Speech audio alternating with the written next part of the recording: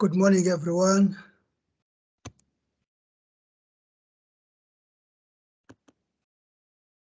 All right, I'm about to start with the...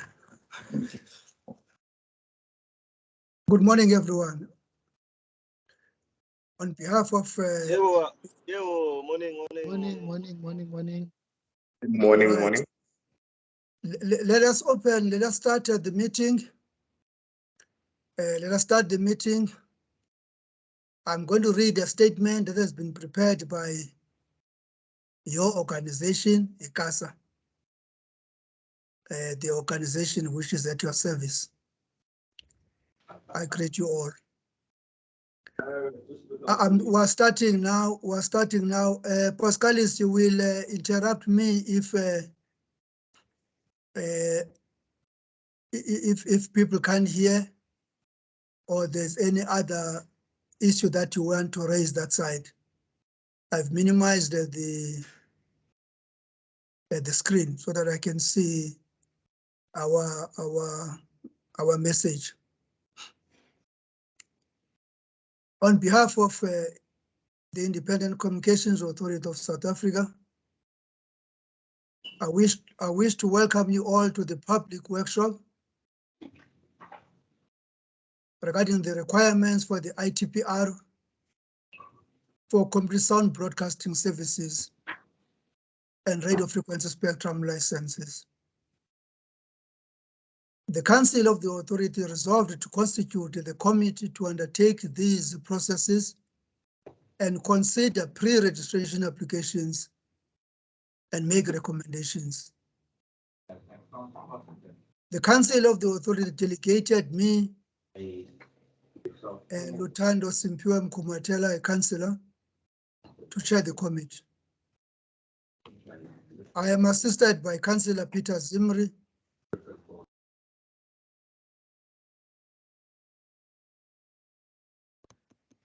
here is the background for the process. On 12 November 2019, the authority published an ITP-R for complete sound broadcasting services and radio frequency spectrum licenses. The closing date for the submission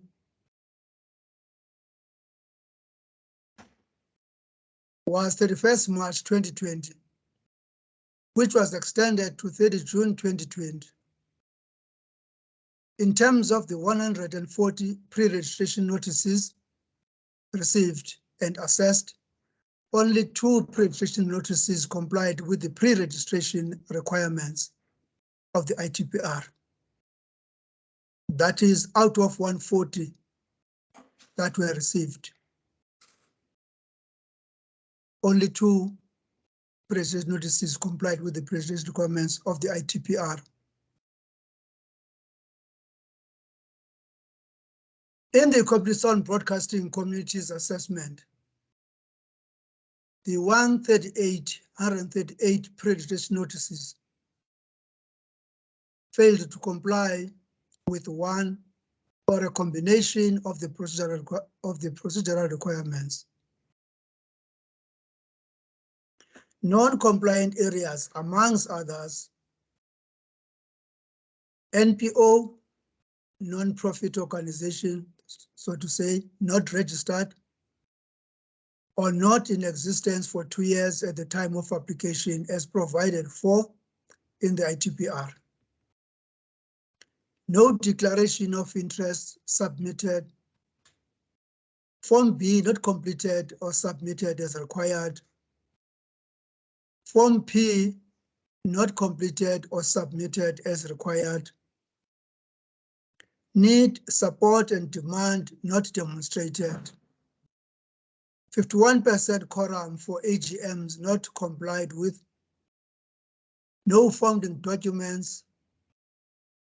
No proof of payment of registration fee.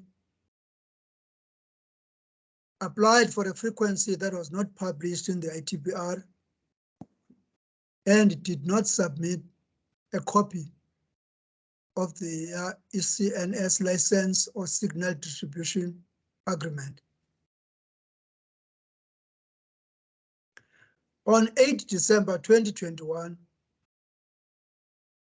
The authority held its first phase of public workshops aimed at soliciting feedback from stakeholders on the previous ITP-R licensing process. The authority proceeded to publish a new ITP-R for community radio on 15 December 2021. On 16 and 17 February 2022, the authority held a round of workshops to fully unpack the requirements of the ITP-R and to assist communities to have a full understanding of the requirements thereof, while addressing any other challenges that arose during the proceedings.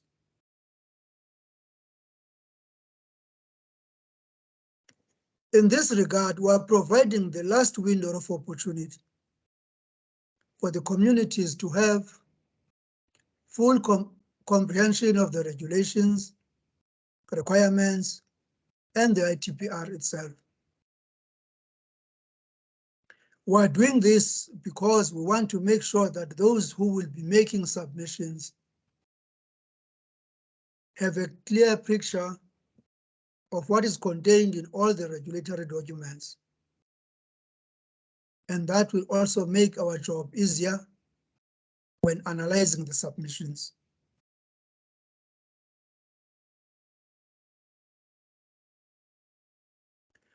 Now, what is following is just now how we are going to be interacting during the course of today.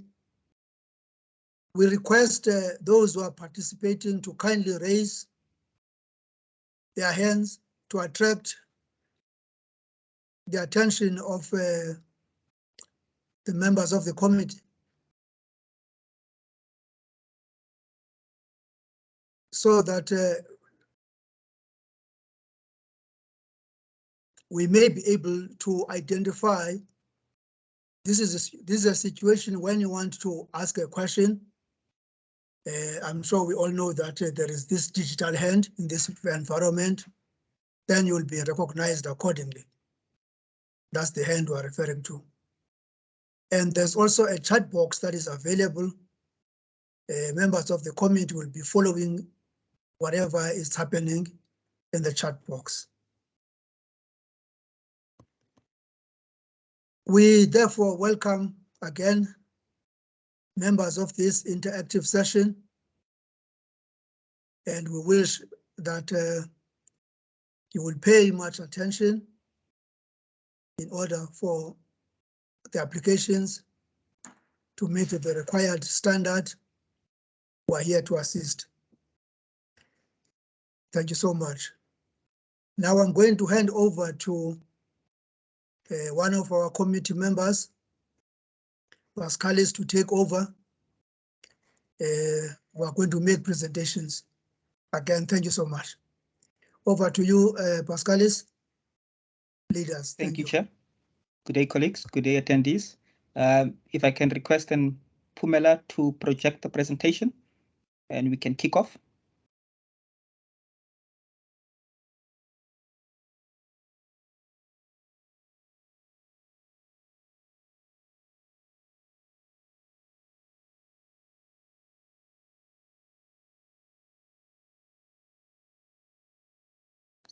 Thank you, Pumela. We can see the presentation.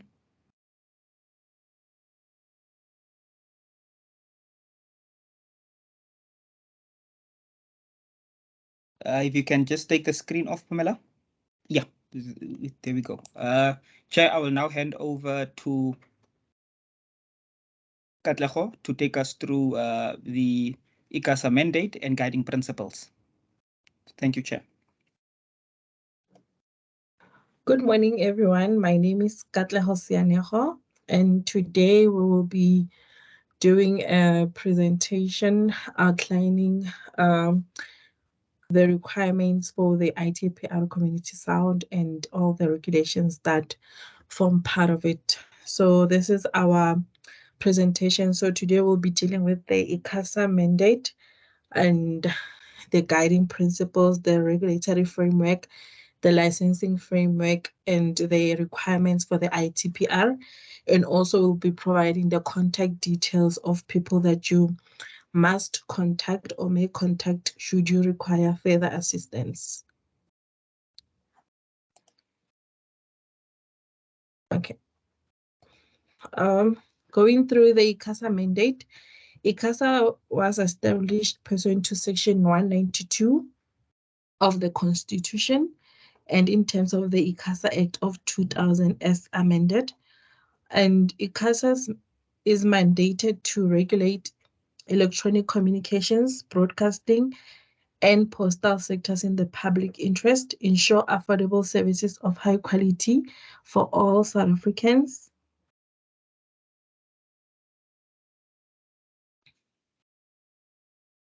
And the following are our guiding principles. So after an extensive industry consultation exercise, the authority published the community broadcasting regulations. The regulations were crafted sorry about that, I was admitting attendees.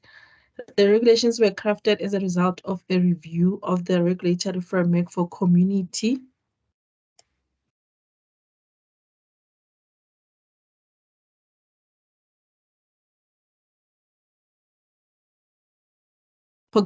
broadcasting as to ensure that new regulations will promote sustainability and compliance in the community broadcasting sector.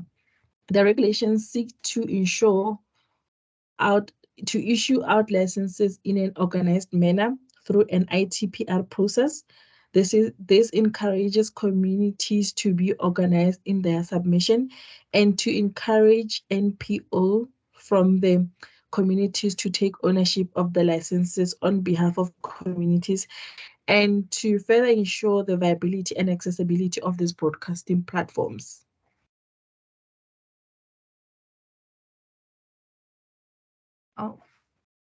I'm gonna hand over to my colleague to take you through the regulatory framework. Thank you. Thank you, Katlego. My name is Icpr, and I will be taking you through the regulatory framework in which the authority used for this application. So as with any application, there are processes and procedures that need to be followed and adhered to. The authority has a regulatory framework that it utilizes for its various applications.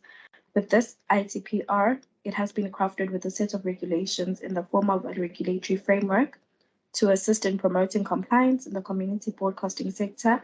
Those set of regulations are mentioned in the ITP-R, and they are namely the Community Broadcasting Services Regulations 2019, Regulations on Standard Terms and Conditions for Class Licenses 2010 as amended, the Amendment Standard Terms and Conditions for Class Licensing for Class Broadcasting Service Regulations 2021, Licensing Processes and Procedures Regulations for Class Licenses 2010 as amended, the Class Licensing Processes and Procedures Amendment Regulations 2021, which is also known as the Process and Procedures Regulations, the Radio Frequency Spectrum Regulations 2015 as amended.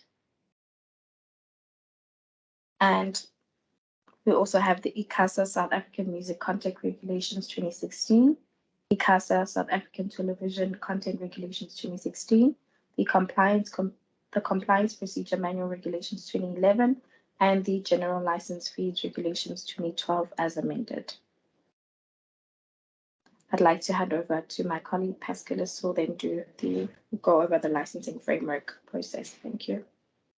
So colleagues, I'll cover the licensing framework process for the ITP-R process. So for the community broadcasting sector, the registration of community broadcasters is in terms of Section 17 of the ECA. We know that now, ever since the 2021 regulations, licenses are now valid for a period of 7 years and are renewable 6 months prior to expiration. The authority then issues an invitation to pre-register as per the requirements of the community broadcasting regulations, and as well as the requirements of Form B and the radio frequency spectrum requirements.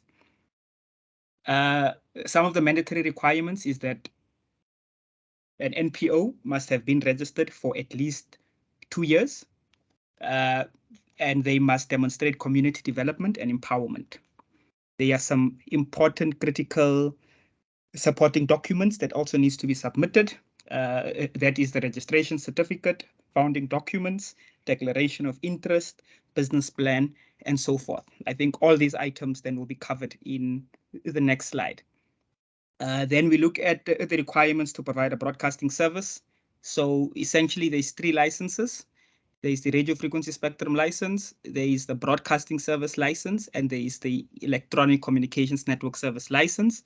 That is in cases for self-provisioning or a signal distributor who obviously has that a valid license to provide that service. This process solely focuses on the radio frequency spectrum license and broadcasting service license. Thank you, Chair. I'll move over to the next slide and hand over to the next colleague. All right, hold on, Pascalis. Now, when we make presentations, including participants who are with us today, I'm sure that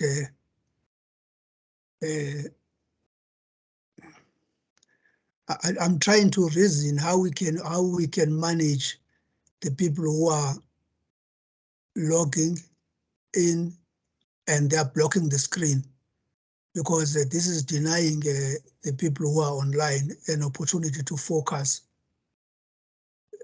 I don't know, so there is something here. People are interested in joining, but those who are already attending and listening, they are getting disturbed. Unless then we are going to channel the minds of the people who are participating to say they must be attentive, they must just listen. You see, there it is now. I don't know whether there is an art in managing this, or we simply request participants, with all due respect to kindly listen, and also the person who is presenting is not going to be relying, he or she is not going to be relying on this, because there's that block. That is it, Pascalis, committee members. It's a plea to the participant to understand the interest of the public in this workshop, at the same time, that inconvenience. I don't know, or we may promise that this is going to be available. They don't necessarily need to read. We are going to make this available after this workshop. We are going to find a way, emails or whatever. I don't know how it's going, but it's going to be available. There's in the website. Is that okay, Pascal? Is that way? Yes, Chair, we will make the presentation available. If I can request attendees to provide their names and email addresses in the chat box, so that when we do pull the logs of this Teams meeting, then we can email the presentation through, Chair. And then again, the big language website, maybe we are going to have this in our website, so that if I have not given you my email address, I can access this in the Casa website. Yes, Chair. I don't know. Yeah, so that is another way, so that people should not be frustrated trying to read and there's this blue block on the screen. Now we must just listen. That's it. That's a plea then, members of the public, and also that this inconvenience is suffered by also those who are presenting. There's a hand from a rep of Bupirima FM. Please. Chair, if I can maybe suggest that we just conclude on the presentation and then we take hands thereafter. I think we are closing. Yeah. No, that's it. I thought maybe that hand was going to tell us how we can reconfigure the IT. Maybe it's the person who understands. If it's about clarity on the presentation, kindly pause and then until we finish, and then we'll clarify all issues, including some of these that we are not able to see or you haven't seen because of this blue block. Is that okay, rep of Bopirima FM? Buprima, allow us to proceed. Allow us to proceed. You will ask your questions. If we need to come back, we will duly come back.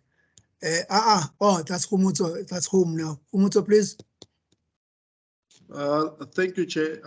This is a suggestion, Chair. If you can open the participant window, people who are coming in, they won't pop on the main screen of the presentation.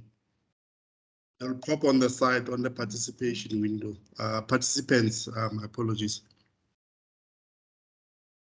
Okay. All right, so that is it then, colleagues, everybody. That's our IT specialist. Humutso, thank you for that. All right, then, so that is it. So that is it then, colleagues. Presentation, let's continue. Sorry for that interruption. Pascalis, you are handing over to? Chair, I was handing over to Bongiwe and Lufuno. Thank you. All right, let us focus, colleagues. Forget what I said. I mean, it was just like one of those rules to say, how do we make this a success? Here is it now, requirements, ITP-R requirements. If you were drinking a cup of tea, coffee, let's focus now. Please, Bongi. Good morning, everyone. My name is Bongiwe Shabane. I'll be taking you through the ITP-R requirements for this process. You need to be registered as a non-profit for at least 2 years prior to lodging the application. The applicants are requested to demonstrate community participation, development, and empowerment in the coverage area. That's why there is a requirement of 2 years prior to lodging the application, so that you can be able to also to demonstrate that you have been active in the community. The applicants are also encouraged to also attach the tax clearance certificate or a status pin. You also need to attach the founding documents of the entity. It's either you attach a constitution, a memorandum of incorporation, or a trust deed. A trust deed must have been lodged with the masters of the High Court. A constitution should have been lodged with the CIPC, with the social development, and a memorandum of incorporation should have been lodged with CIPC. There is no need to attach 2 documents, only attach 1 founding document. And the founding document should be aligned to the community that you are going to serve. If you say, let's say you are a community of interest, a radio station, and the constitution is not talking, it should be talked to that and not deviate from that. If you say you are targeting maybe committee of interest, a religious group, maybe Shembe, I'm just making an example, your constitution should talk to that. And you should also demonstrate there is a need for that radio station in your community. Provide support from the community, in the form of letters and signatures, minutes of meetings where issues of the radio stations were discussed in the meeting. And it's just, you have to demonstrate that there is a demand for the radio station in that community.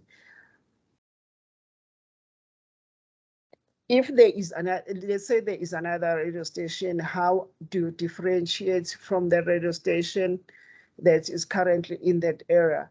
So you need to tell us how does your radio station will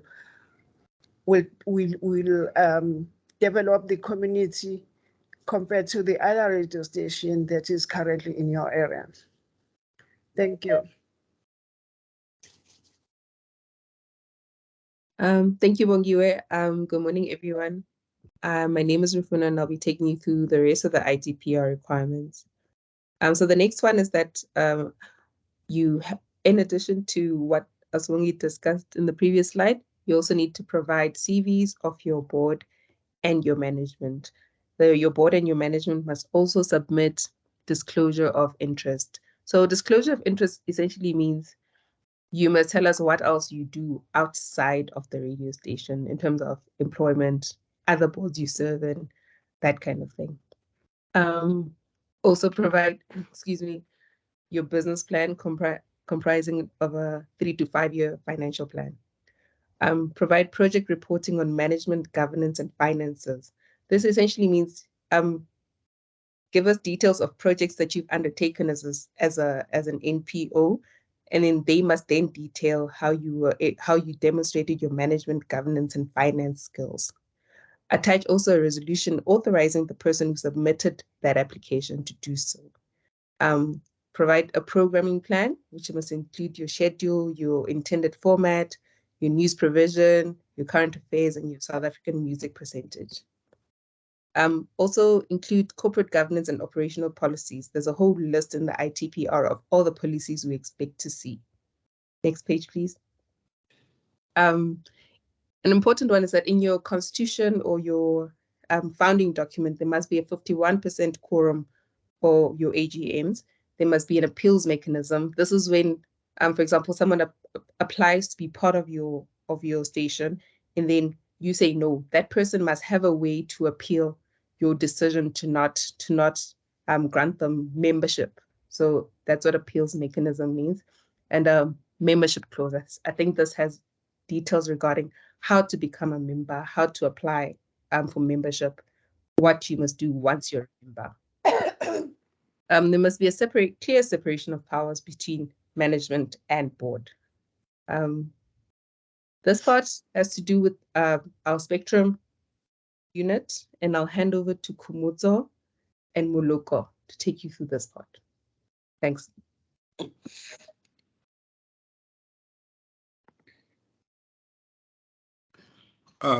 Thank you, Lufuno. Good morning, everyone. In terms of the spectrum, we would like to see the signal distribution agreement with the licensed signal distributor, or if you intend to self-provide, provide your own Ecns license. Unfortunately, in this process, we're not licensing applicants for Ecns license. So when you apply, you must have an Ecns license already, or have somebody with a valid Ecns license. There must be an agreement if you're using somebody else's Ecns license. There must be an agreement that once ICASA has approved you for radio frequency spectrum license and service license, they're going to be your signal distributor. Form P must be completed in full for the spectrum license, and the available frequencies, they are attached in the ITP-R as Annexure C. You must apply in accordance with the available frequencies in Annexure C. If you apply for frequencies outside the Annexure C, your application will be disqualified.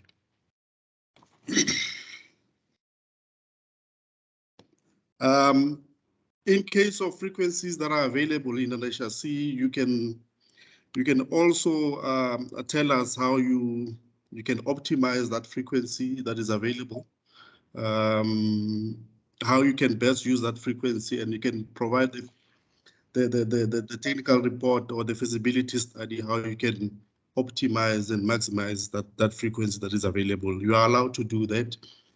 You are allowed to slightly, I'll say slightly, to move the frequency to within the area to optimize it within the valid area that is allowed.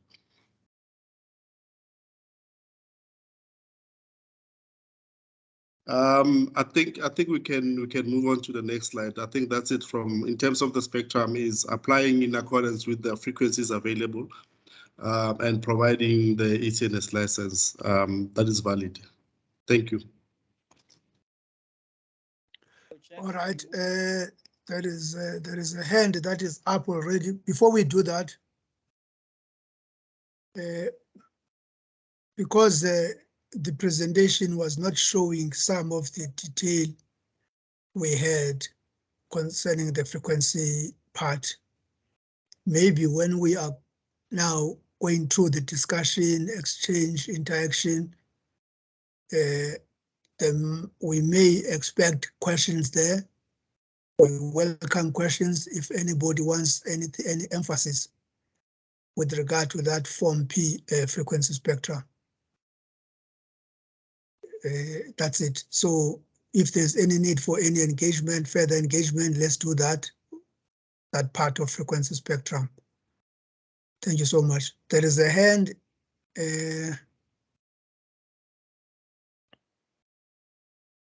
Yeah. Okay, let me just go back. Pascalis, now we're going to take hands.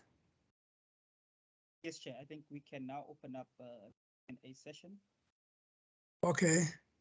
Can you are going to assist me with names, and if I missed any. This is the last workshop. Yeah, this is the last workshop. It's an important one. I don't know the sequence now because I see 6 others. The first one, if I'm not mistaken, was Prince. And then there should be an order now. Let's first take Prince, and then the committee members will guide me how we manage these questions, comments that we are expecting. Let's allow Prince to start. Or committee members, you want to suggest a way of managing this session? Pascalis, how do we channel these questions? Because you can see now there are just too many. Yes, Chair. I think if we can take Lebogang, Saki, and then Prince in that order, Chair. Thank you. All right, okay, you will guide me there. Thank you so much. There's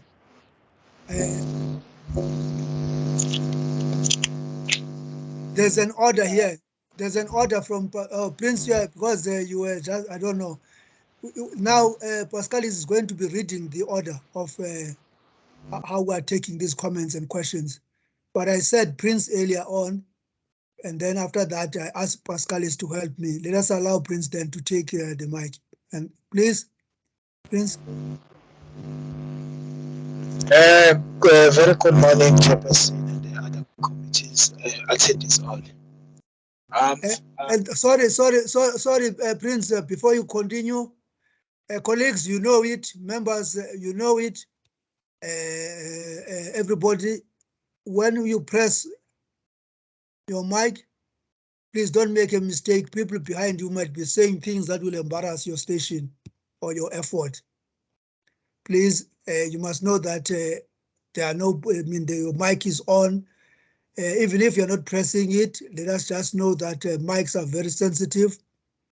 We respect every other person's privacy.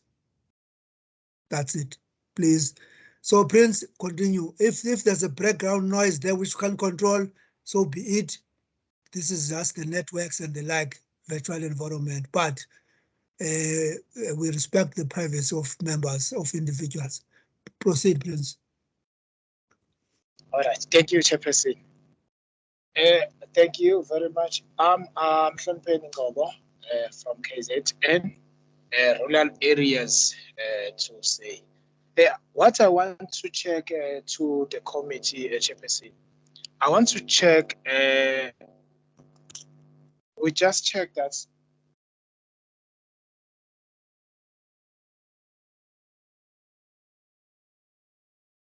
I've just been told that to be considered, you need to submit your application together with the other document that are completed by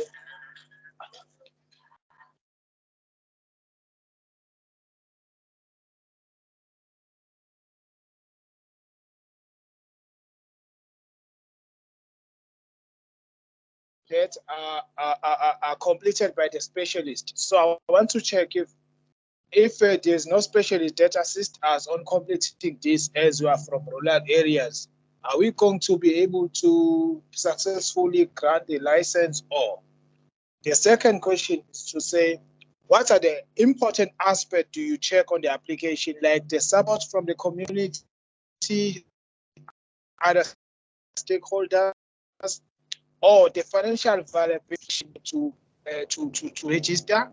And do you consider the board members' qualifications or their participation on the community development or empowerment, or you just consider the community needs? That's what I was trying to check with you, Chairperson. Maybe because I can see we have a lot of attendees here. Let me double check that to add on my question. Do you consider the professional business plan constitution-wise, as we're told that as per the requirement, the NPO yes in operations? What do you check there? Do you need proof that says we have been doing this for these past 2 years, or you just check with NPO's registrar to say it's still active and we still have the tax clearance on that? I need to check that, because as NPO, as we are NPO, we're operating on different objectives, and now we are adding this radio station. So are we allowed to create or to make station members for the NPO as a matter body? I needed to check that, Chairperson. I will listen to the answers then. If there's any other follow-up, I will do so. Thank you very much.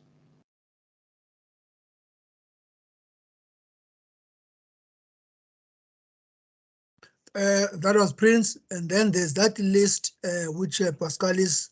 Please kindly repeat, Pascalis, those names. We're not going to take all. You had 3, please. Yes, Chair. It will be Lebohang and then Saki. Thanks, Chair. Oh, okay. All right.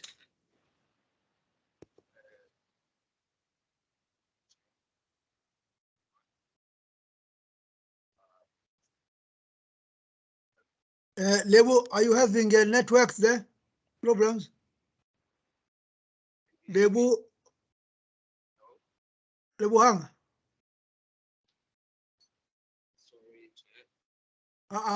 Your voice is low there. Check your speaker.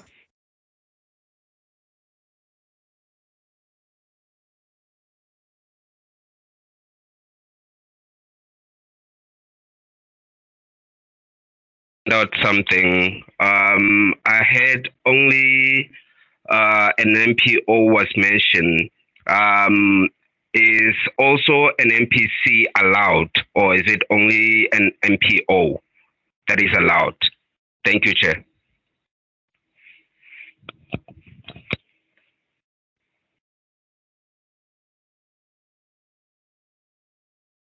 Now, Pascalis kindly assist me here. If I'm quiet, you know the names, you call the next person. Thank you, Lebohang.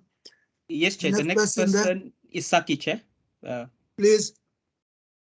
Thank you, Mr. Chairman. Saki from Kupel Stereo in the Free State. Referring to the comment on the Ecns license that before application must already be issued. I do have a problem with that, and my question would be, how do we now apply for Ecns in this short period? And my question reflects on Kupel Stereo having an Ecns license, and when we discussed the renewal of that license during the period that we were off air, 2 persons from Casa, Mr. Tabu Ndlovu, the previous licensing department head, and also Mr. Adam Sonope from the Bloemfontein branch, both said that we cannot renew that if we're not broadcasting. So we did not, Kupel Stereo did not renew the Ecns license on those grounds. But now I've heard that we cannot apply like it was in the past. So I would like to have an answer on that specifically, the Ecns license, which we will obviously not have before month end when our ITP-R is going in. Thank you, Mr. Chair. All right, there are 3 questions there. 3 questions. Okay. And then we pull our hands down. Then if possible, at times the system is going to freeze. Then you. Just a short remark. I said, I promised to my colleagues this morning that I'm going to be okay. I'm not going to be that active. You need today's specialists. You need doctors. Prince, the application must meet a certain level of professionalism. Professional. It must be. It must.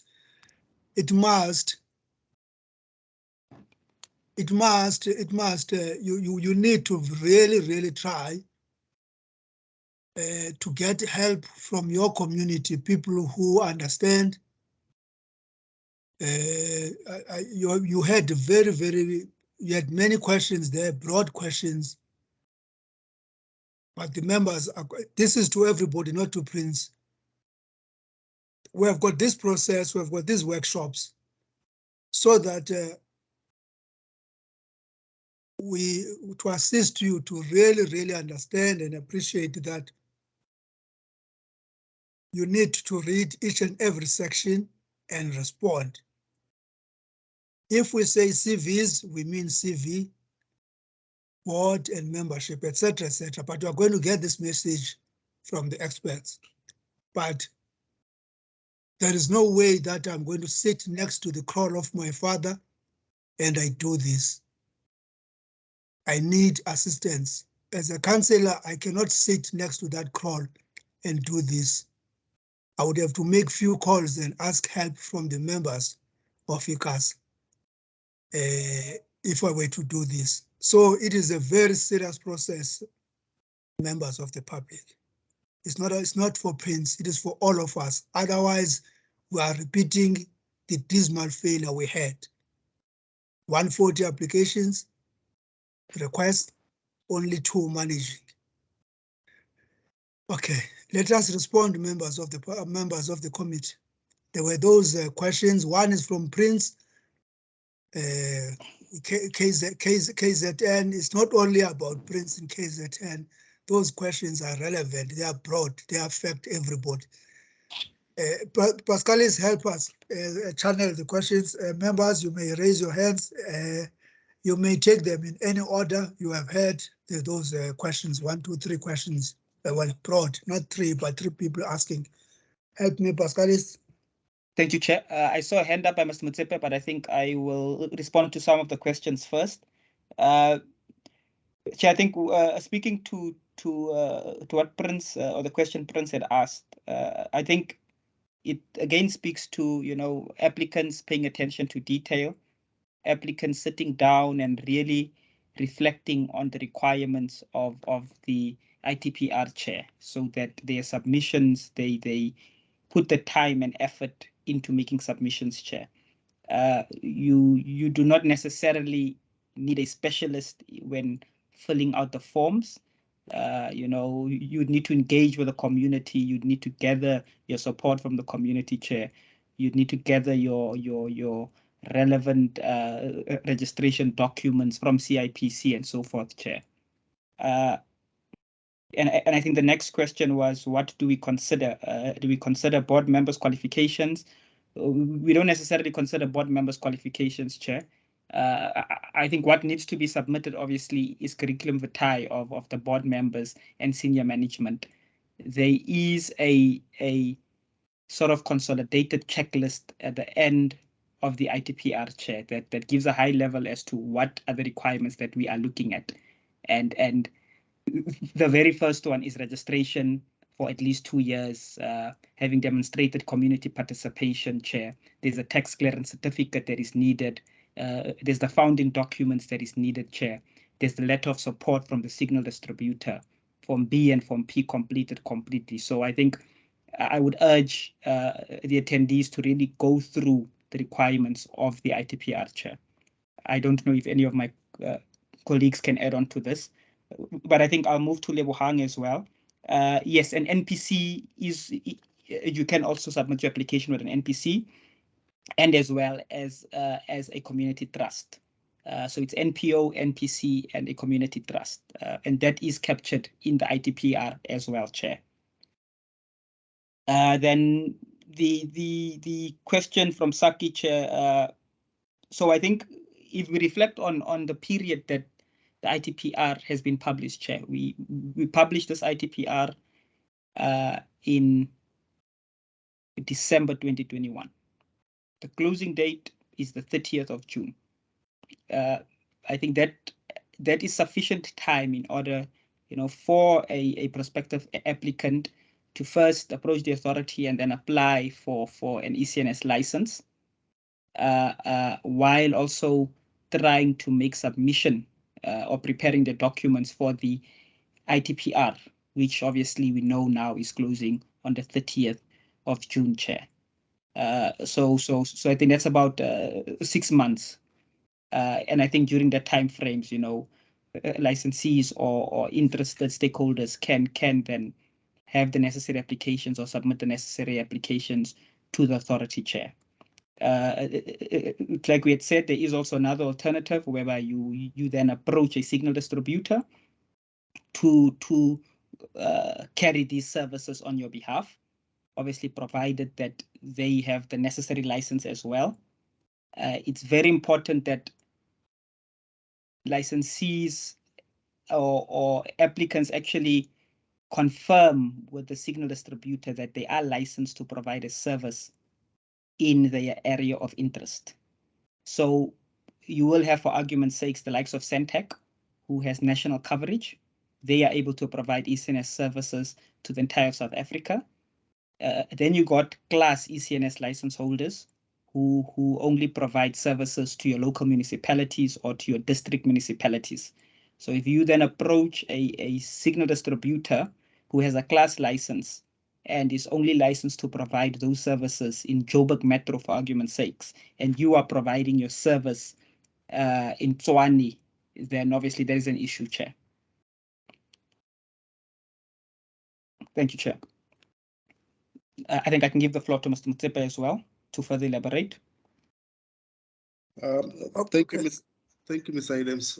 Thank you, Chair. Just to add on what you just said about the ECNS license, Mr. Adams, the 3 licenses that are required, they are separate licenses. Although the spectrum license and the service license, they are tied together with the period.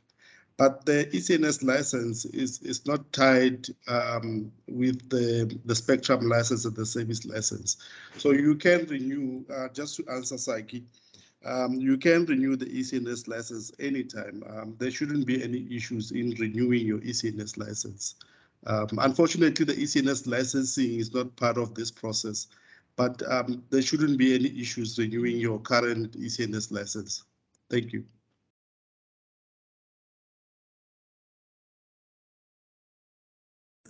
No. A clarity there. You are saying their current license, ECN license, do they have a license that is valid? Just for Saki to confirm. Thank you. Saki, please.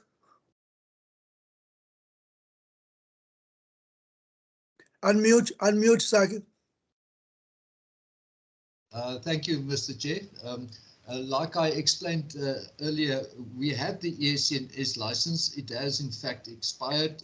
When we wanted to renew it, we were told that we don't need to renew it because we do not have a broadcasting spectrum or service license anymore. On those grounds, we did not renew.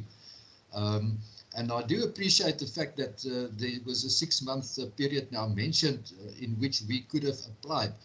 But sir, the ECNS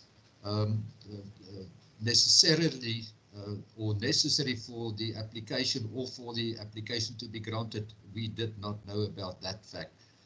It came now as a surprise. So as a matter of fact, the point is that we will now be either forced to use another signal distributor like Centec or the class licensee, or we would not even have to waste the money or the time to apply for a license. Thank you, Mr. Chair.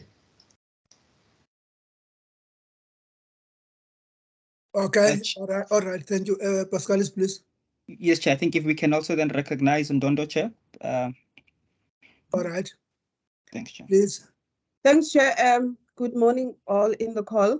I just wanted to emphasize on the question by Prince to further emphasize to say that, Prince, the issue of the board, you as a prospective applicant or as an entity, you reside in that community. So it is imperative and up to you to go to the community in terms of those community meetings, because the people that form part of the board are the people that the community will see to it that they represent the license application, and they represent a prospective radio station with various expertise and so forth. So that is entirely up to you to demonstrate that you have actually touched base with your community in as much as you are an entity. So it's very important that you sort of marry the two so that it stands a good chance for your application, because from step one, there should be evidence of community participation. Thank you.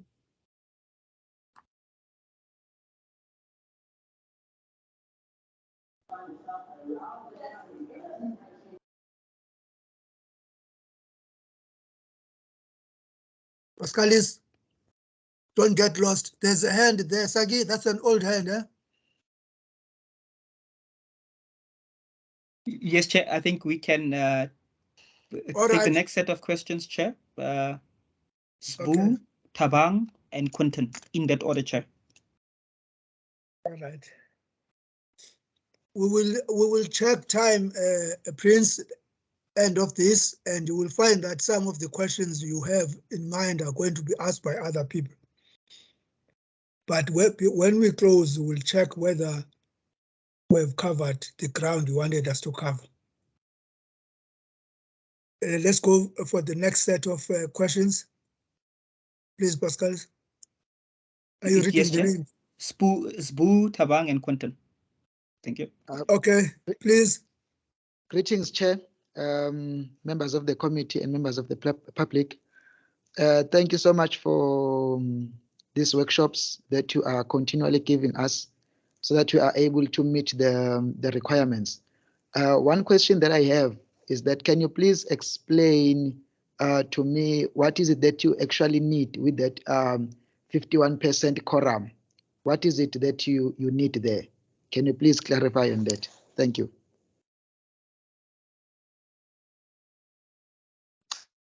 Good morning. Yes, continue, Tabang. Yes, Tabang, continue. It's fine. Yeah, please proceed. Thank you. Thank you for the succinct presentation, straight to the point.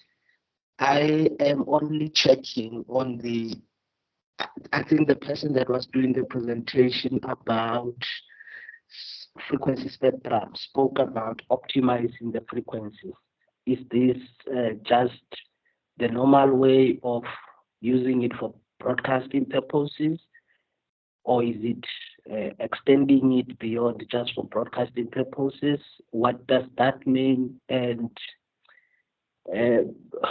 can a station be penalized or refused registration based on not arguing the optimization of the frequency? Thank you.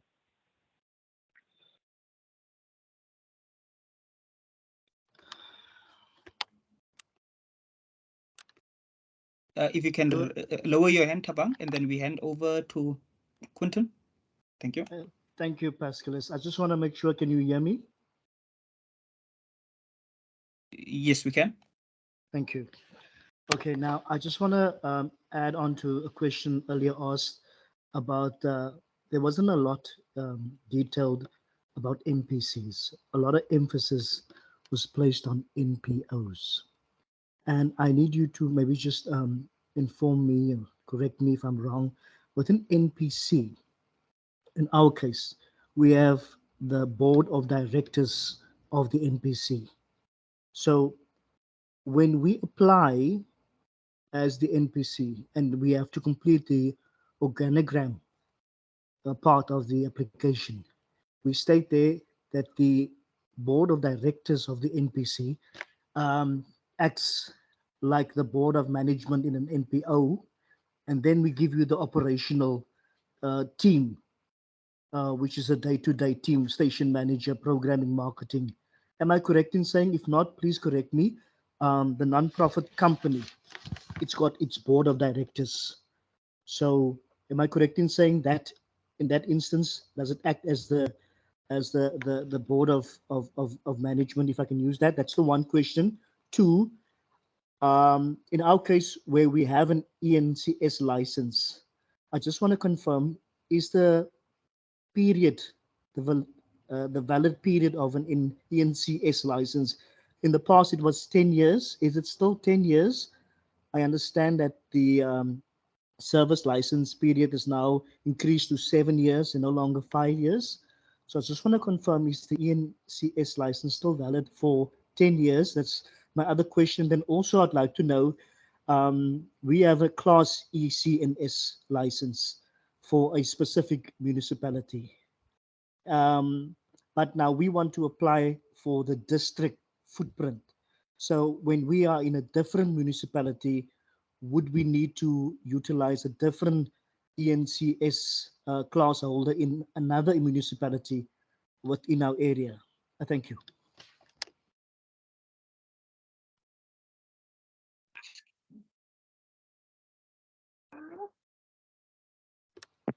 If you can just lower your hand then, Quentin.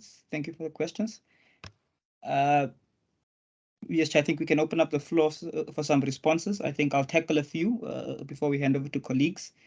So maybe just to touch on and respond to Tabang's question regarding the optimization, I think that Mr. Mutsepe had touched on. So you'll note that there is a frequency list of available frequencies. There is then GPS coordinates that were given. So obviously, in order for the authority to provide that certain technical information, we need to have a reference point, if you may call it. At that specific reference point, we know that if it is operating at that power level, at that antenna height, there is no interference that will be caused. Okay, and also that has also been coordinated with other frequency assignments in the area. So the transmitters were strategically placed at that coordinates. So what we are saying is that you are allowed to move that frequency assignment within the district municipality that frequency assignment is in, provided that where you are moving it to, you will not cause interference to existing radio stations and to other spare assignments are on the list as well. So in order for you to then satisfy yourself and to satisfy the authority that that frequency assignment will not cause interference, you then conduct a feasibility study. Also, you can use it. I think Temba, if you just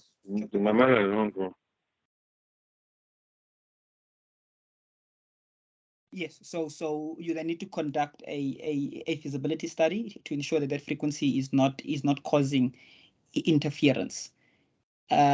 Remember, those frequencies are for FM. So I think Tabang had mentioned, can the frequencies be optimized for another use? No, that is the FM band, and all those frequencies are for FM. We are licensing for the FM process, for FM sound radio stations. There was a question from Quentin as well, Chair, regarding the validity of the Ecns license. I think if Quentin can have a look at his license, I think his license will state what is the effective date and what is the end date of that license. It does not mean that if there were new regulations and therefore the dates of existing licenses have changed. So I think have a look at your license, and I think it's on page 2, if I'm not mistaken. it will clearly outline what is the effective date and what is the expiry date of that specific license. And then if then there are existing regulations that has then obviously increased the duration of a license, then when you renew your license, those then validity periods will then be effective from the renewed license. Regarding the next question regarding a different municipality, I think we have covered that earlier on. Before you go to the next question, I think Saki wants to make a follow-up. He has got an issue with Ecns. Saki, we're not going to do this, but I'm doing it. Saki, do that. Make that follow-up. Your hand is up. Saki, unmute. Thank you for reminding me, and I appreciate the opportunity to do the follow-up. It's still on the Ecns, correct? Yes. I'm sitting with the Ecns in my hand, and Mr. Chair, this is a problem that originated us being taken off air quite a while ago. Neither our service license and spectrum license and our Ecn license were issued with an expiry date way back. Thus, we're sitting with the same problem that we had with the spectrum and service licenses, our license being cancelled because of the publication in the government gazette. Now, I would very much like detail on that. If the Ecns license has also been extended from the 10 years, we know that it was 10 years, and on that grounds, I accepted that it has expired during January of this year, as a matter of fact. But like I say, no expiry dates on our licenses were issued when it was issued by ICASA. So in that terms, our license is still valid. Thank you, Mr. Chair. Chair, maybe to respond to that question, Chair.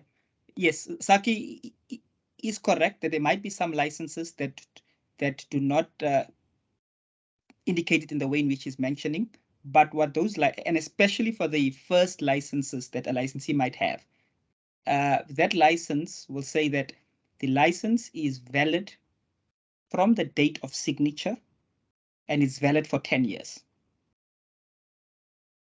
So you'd have a look at your license. It would say it's valid from the date of signature. So there will be a date that license was signed on, and then you count 10 years. Correct. Thank you so much. Yes. So then when the license is then renewed, we now have a benchmark as to when was your license obviously up for renewal, because then we can reference it back to when the initial license was then signed. And then you'd see then any renewed licenses, it will then state that it's effective from this day, which is obviously 1 day after it had expired, to then X amount of years later. And yes, so class licenses are valid for 10 years. Still 10 years. Thank you. That answers the other question as well. Thank you so much. And remember, what was changed was the broadcasting service license, which was valid from 5 years. We then moved that to 7 years. Would I be able to now request condonation from this whole meeting, because we were brought under the impression that we don't need to, there's no need to apply for a renewal, and that was directly from ICASA, members of ICASA itself. All right, Pascalis. What we need to do, Sina, we have learned that the issue of Ecns it's a sticky one. We are not going to be able to deal with specific cases. But let us just be careful for those who are going to be self-provisioning, which means they have got Ecn, they've got these licenses, network licenses. Please make sure that you interact with ICASA to get to understand the status of your license and the way forward. If we can do that before the close of next week, it will be very much helpful. if you have got an ECNS license, or there is somebody who claims to have that, and the person is in doubt, that person, that service provider, please let us sort it out this issue. There should be no doubt.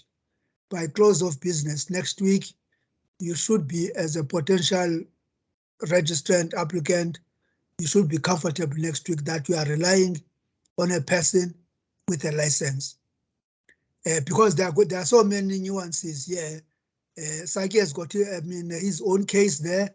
Another person has got another situation there. And now I'm also extending this to other people. You will be going to somebody to say, please help that other company. Please help. And they will promise to help you, only to find that their license also is affected one way or the other.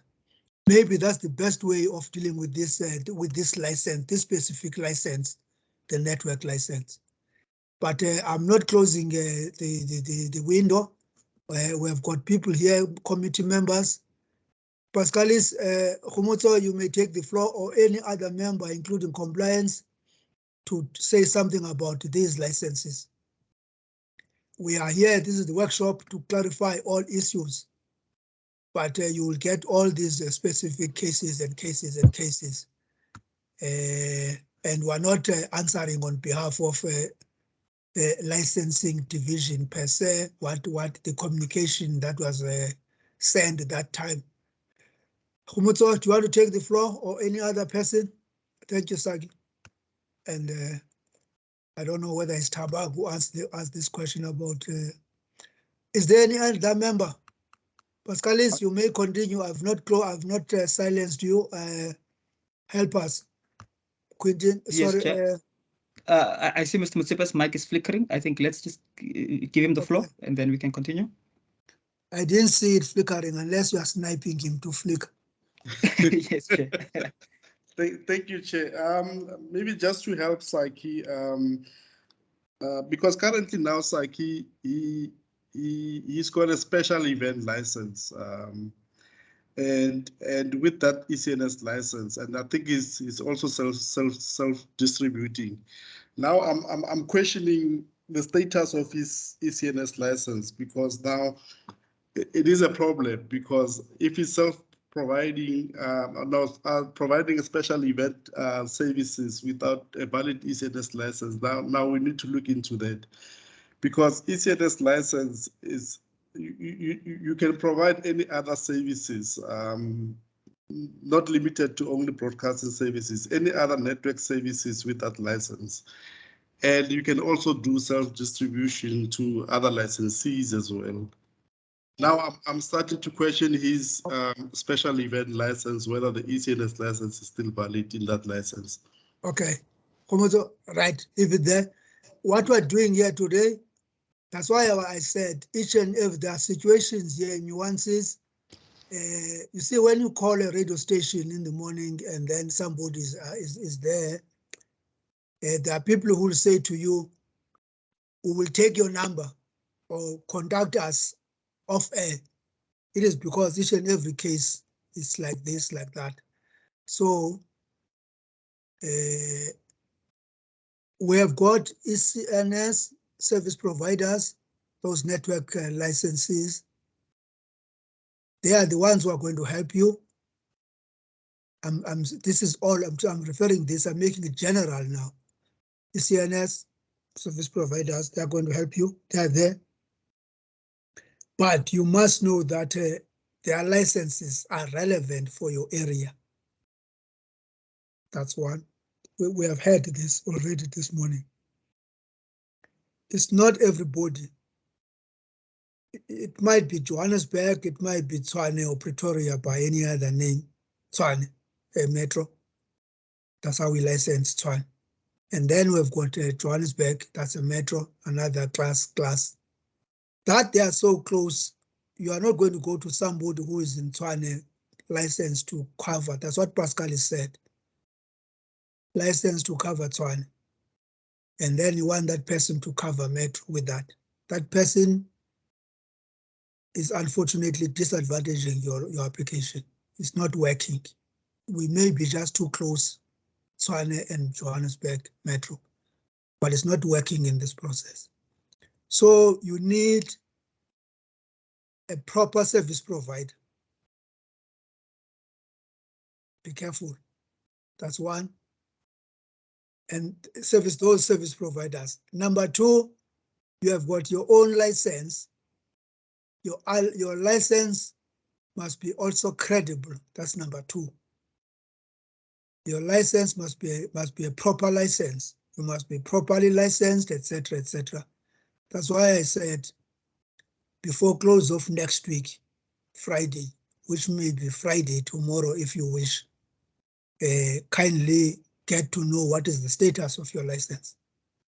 And then number three, you have got Centec, which is a national carrier.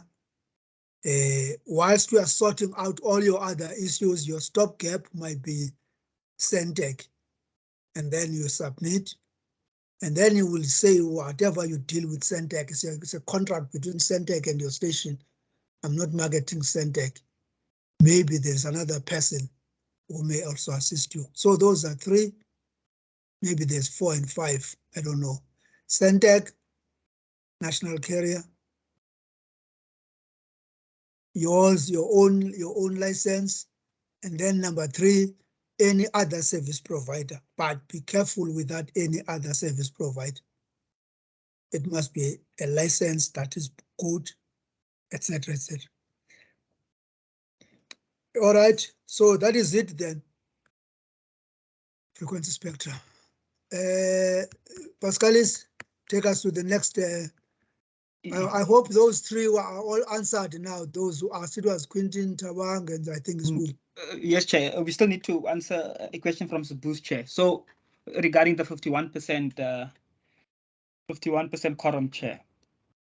So I think it's one of the requirements is that provision needs to be made for a minimum of 51% quorum for annual general meetings. And this is not 50% plus 1, it's 51%. A perfect example, Chair, is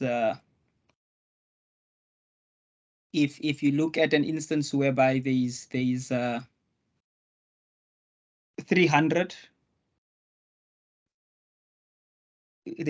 people, or there's 300 members, 51%, Chair, would essentially mean about 153 members.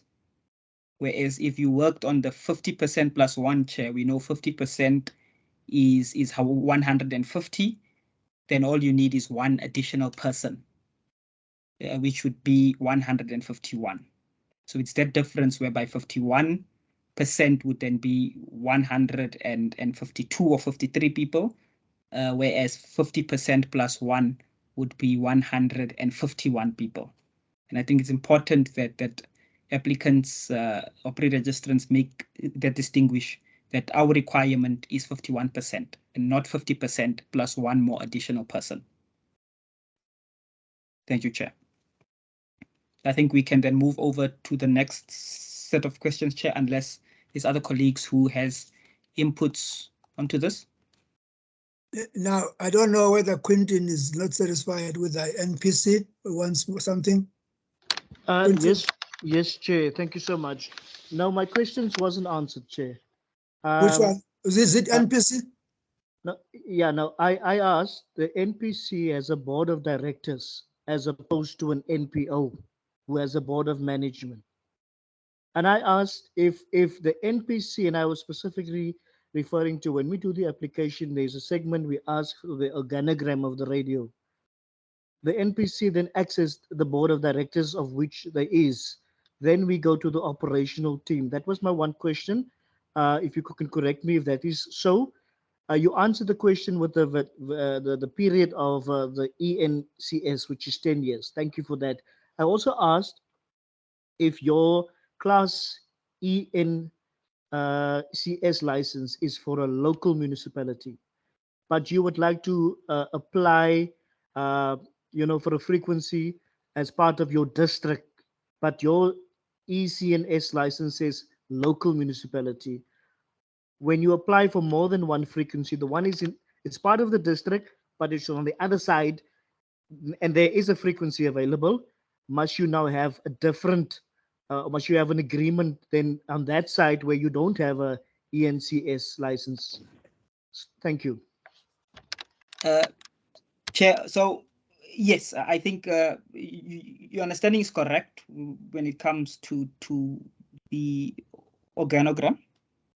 The way in which you had mentioned it, that's the way the organogram then would look like, because that is then the board of directors of that specific NPC. And then you'd obviously then have the supporting staff or the team, the station manager, and. I see Mr. Mutsepe's hand is up. I think let us allow him then to respond to the municipality and the ECNS license, and then after that we can then take Ndondo. Thank you, Chair. No, let's start with Ndondo, because Ndondo is going to be dealing with the board issue. Ndondo? Yes, Chair, thank you. I just want to say to Quinton and everyone else on the call, kindly go through the regulations, that is the community broadcasting regulation. That question, Quinton, is answered by Regulation 5 of these community broadcasting regulations of 2019. We definitely need a separation of board and management because of the nature of the sector. So those should be quite clear. We are mindful of what other bodies are saying.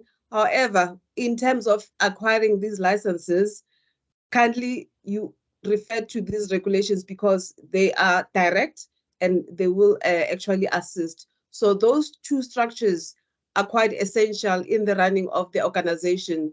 There should be a separation of powers, hence in your policies and in your constitution or MOI. Also, that should be reflected as to how is the radio station going to be run if you are granted a license. There should be people who are looking at policy issues and issues of sourcing funding, and then there should be people who are management in terms of running of the radio station on a daily basis. So those are two very different structures. Thank you. All right, thank you so much. Now, people who are on call. Now, okay, people on call.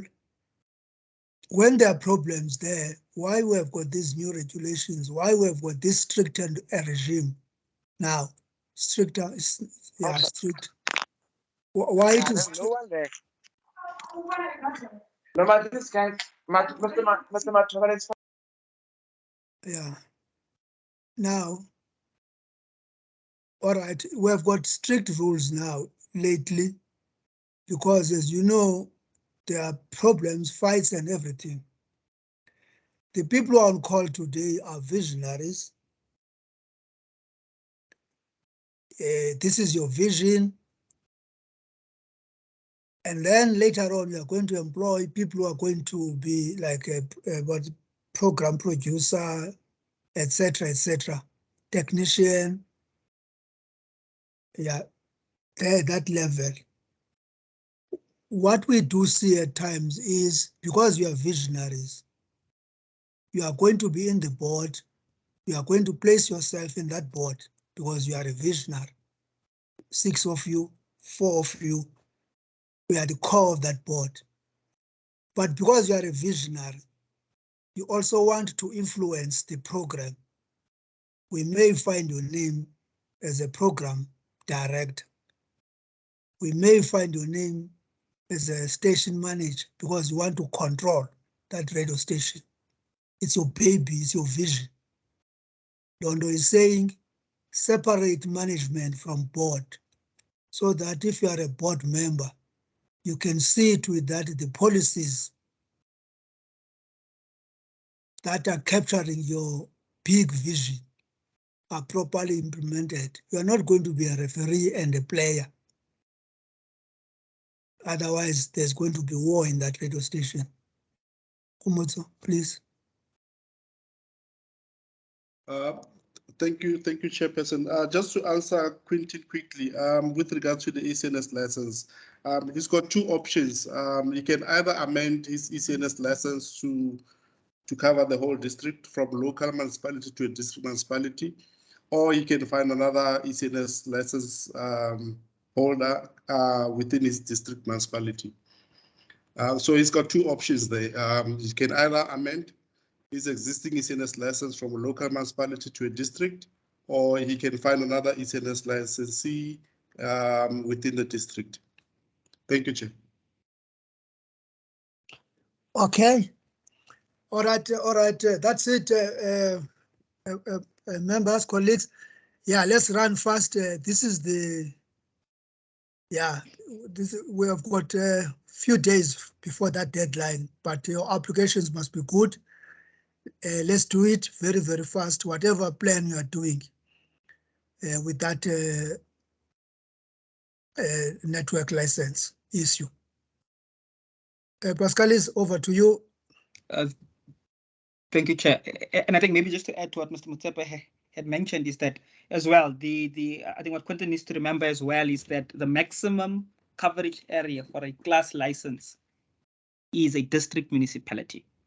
So some class licenses might be licensed for local, some class license might be licensed for the entire district municipality. And again, the frequencies that are being selected should be from that district municipality if you intend to provide your service over there. So you cannot take a frequency that is earmarked for the Joburg district and move that frequency across the border to the Tshwane district. That frequency for Joburg district is meant for the communities of Joburg, as an example, Chair. I think if we then can move over to Lindo. Sorry, start again, Pascal. I think we are handing the floor over, Chair, to Lindo and Ikamako Radio and Sibia in that order, Chair. Thank you. All right. Before we do that, when we mention names, people, when we are responding, it is not because those people who have asked these questions don't know. It's simply that they have asked these questions. They are helping this process because we failed when we were applying not very long ago. It was a national disaster. The people who are asking these questions are helping us. Saki raised the issue of that ECNS. It's not an easy one. This is the first time we're dealing with this ECNS we've had, and unless with those who are in face-to-face workshops. But online, this is the first time this we trashed this ECNS like this. We are thankful. We are going to be mentioning your names like this when we are responding, not because you are at fault, but simply because you raised a question benefiting the whole process. Thank you. Those who were mentioned, kindly start in that order. Those who are asking questions.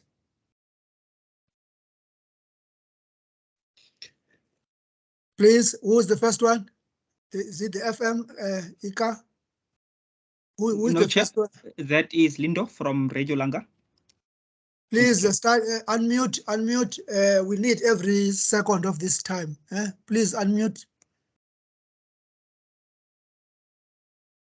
Okay. If not, if you have got network problems, next person, we will give you a chance. Please, Pascalis. Next person. Yes, Chair. Next. Okay, I think yes, if Lindo is correct now. No, I'm in. He's sorted. I'm in. Hello? All right. Yes, we're here. Yes, I think I'm connected. Yes. My question is with the NPO that we're using to apply for the registration. And our constitution is technology, and we are wondering if do you guys consider a registration under technology, or should we amend the constitution to also have the constitution of the NPO?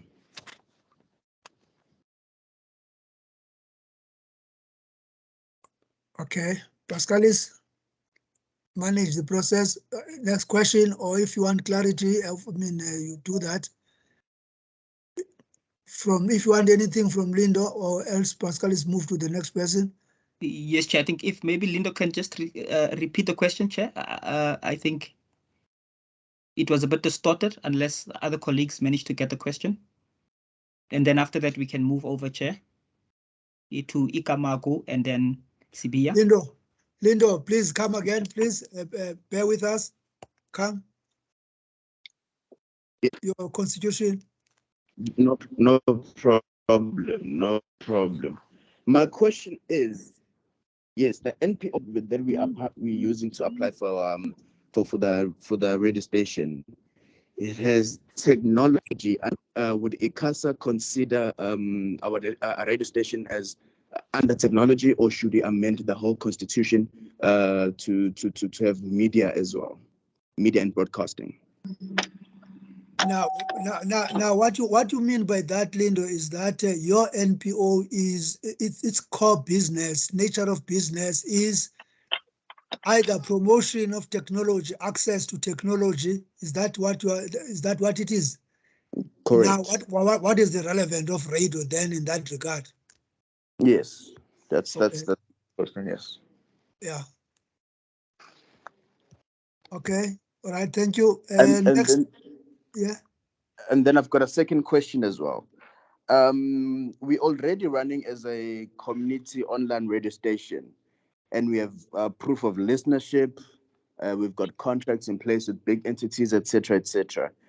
Can we not use that as proof of support from the community for our radio station, just to give our application a bit of power as well? Noted. Yeah, Pascalis.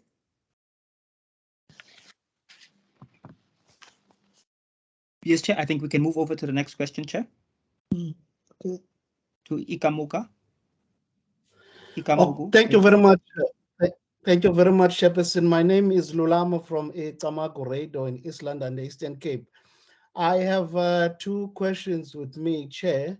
One is with regards to the advertised frequencies, which are now being used by the existing radio stations. What I want to check, won't there be some form of a collision if we do apply for an advertised frequency that is being used currently by an existing radio station? That's my first question. And my second question is it possible for us to apply for two frequencies at once, if such frequencies are in one district? For an example, here we've got in the same metro, you've got two frequencies that have been applied. Is it possible for us to have submissions for for those two frequencies, or do we need to separate our application and whether that is allowed or not? That's all from me, Chair. Thank you.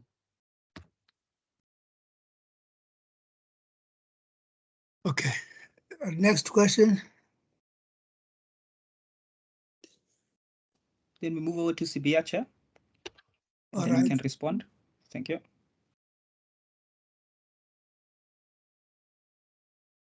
Yeah, Sibia.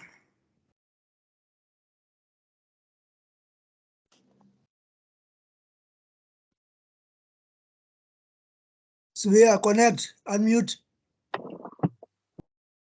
Thank you so much, Chair. Greetings, everyone. My name is Yabonga Sibia from Durban. My question, I've got only one question. I just want to know if is it compulsory if you are making application to attach the letter from with the letterhead from municipality? Thank you, Chair. Okay. Quentin, we've moved from that NPC. Okay, Quentin, what's your question now? You are the fourth person in this list now. Sorry, Chair, this is not about the NPC. My question was duly answered. This is just a last question from my side. You know, with the COVID pandemic still very much out here, you know, I'm wanting to find out, with the times we have moved on in technology, when sending proof of support, which of course have been highlighted by the officials, it's very important to show proof, demonstrate community proof support for this radio license. Question is, are we allowed to use electronic communication support, such as people who WhatsApp the studio, people who SMS, who write on our Facebook request for support, where you can see the name and the surname and a contact number? Is that allowed instead of going to a house door to door now for signatures? I thank you. Okay. All right. Pascalis? Yes, thank you, Chair. I think we can. Responses. Until what time is this workshop? 2. Yes, Chair. This workshop is scheduled up until 2, Chair. Okay. We can have a comfort break at about 12. And then we can see how proceedings then go after that, Chair. Thank you. Okay. All right. Okay. All right. No, I don't think we'll have a comfort break. What we'll do, we're going to ask somebody to take over, and then you get that comfort break. Otherwise, the ICASA team members, they know what to, how to manage long meetings. I don't know. I mean, your hands, it could be that comfort break of 5 minutes, whatever. We'll deal with it. Yeah, maybe. Okay, we're still not yet. 12 o'clock is suggested for that 5 minutes break. Let us respond. Team members, Pascalis, team members, please assist Pascalis. There are questions there. You must take notes as you normally do. Pascalis is going to make us sleep.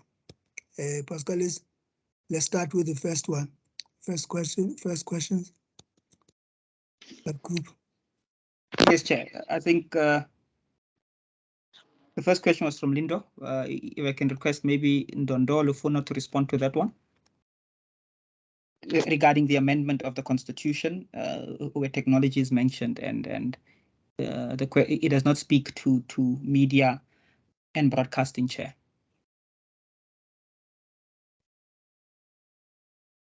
Yeah, and it's not the only one. Sorry, Ndondo, it's not the only one, because you've got other NPOs that are there to deal with the hunger of the society. Others are there to deal with education, assisting, what do you call those, grade 11, 10, 11, 12 to pass maths and all that. We have got so many NPOs for development. Yeah. Please respond to whoever is assisting us from our team.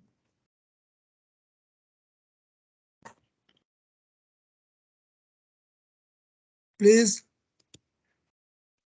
Dondo. Okay. You see, you are sniping people. That's why Pascalis. Well, let's go to the next one. They will respond. They are still preparing their responses. Yes, Chair. So I think maybe in short, in that one, Chair, in short, I think the Constitution obviously needs to speak to the service that is going to be provided. There's a broadcasting service, obviously, that the applicant intends on providing. So therefore, Chair, the Constitution should also include, it should include media and broadcasting. It should include communication, and it should include aspects of the community and how obviously the service intends on addressing the needs of the community, Chair. Because then, like you mentioned, Chair, there is no relationship between, technology and the service in which the applicant or pre-registrant intends on providing. Then, Chair, the next question, Chair, was regarding frequencies that are currently being used. Yeah, I think at the moment, yeah, the authority is obviously undergoing a process whereby we we do sometimes hear of licensees who did not switch off, and obviously those ex-licensees who did not renew their licenses and so forth. We do have various regional teams that are looking into this matter, Chair, for those licensees to cease broadcasting.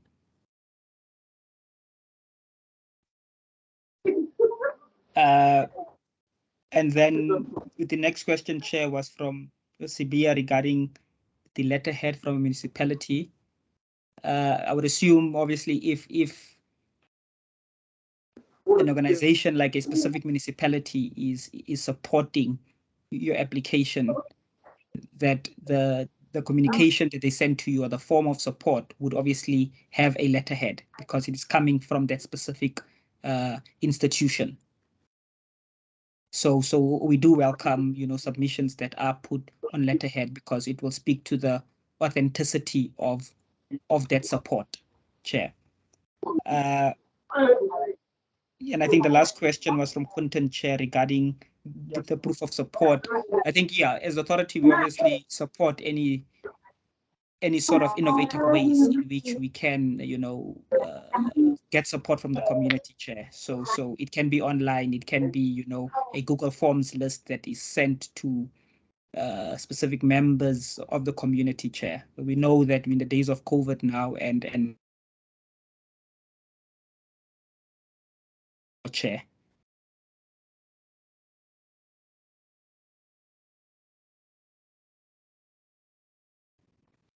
I'll hand over now to Komut Katlaho. Thanks, Chair. Thank you, Chair. There was another question from Ngamu about 2 frequencies within the district municipality. Yes, you are allowed to apply for more than 1 frequency within the district municipality as long as it covers the community of interest you intend to cover.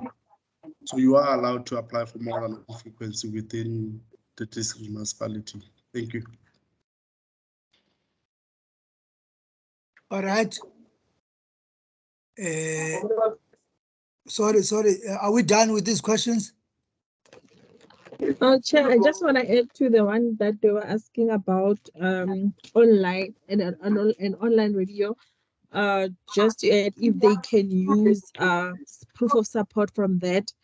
It has to be about the specific community that you're servicing. If you are based in municipality A, for the city of Tshwane, for instance, just an example, you have to then get the letters and support and all that. They can be submitted online, but it has to be from that specific community. So with an online radio, it will be very difficult. You can't use that because everyone can just tune in and listen to your online radio. Like, it can be people from all over the country or the world. So if you want to apply for a frequency in City of Tshwane, rather focus on the community within City of Tshwane and get letters from them and the business communities and the schools and just people around that area. Thank you. Okay. Thank you so much for that. Let's pull down these hands now, unless there is a follow-up. Unless there's a follow-up from the last 3 participants. Let's pull down the hands. Quintin, are you answered? Quintin, are you answered? Quintin, are you answered? Yes, Chair, I'm answered. I'm sorry, I'm pulling down my hand. Sorry. Okay, Lindo, are you answered? Okay, people, let's pull down the old hands. We're going to now to, yeah. All right, yeah. Now we're asking Pascalis, please take questions, comments. Yes, Chair, I think we can now move over to Enoch and then Megan Jacobs and then Yo Radio in that order, Chair. Thank you. Okay, please, let's do unmute, please. Number 1, number 2, number 3. Greeting to everyone. Thanks. My name is Enoch from Talk Radio. I just have 2 questions. Question number 1, I heard when you guys were explaining Annex C, where there are frequency available. I just want to find out if, for example, we are in Kangala district and there's a frequency available in Wheatbank. Can I move the frequency to Mittelberg as I've heard if I see the need? That's question number one. And then question number two is regarding the submission and the acknowledgement, because the last time you guys issue it, we did apply, but we did not get acknowledgement to say forms were received and the steps, how far and why we did not make it. Can this time we have those communication to say, yes, we have received your form and this is where you have failed, so that next time we are able to brief ourselves and know exactly what we need to do. Thank you. Okay. Thank Next. you, Chair. Thank you. Good morning to everybody. My question is in relation to the window period. We appreciate that there's been the 6-month window to meet all the requirements listed in the ITP-R.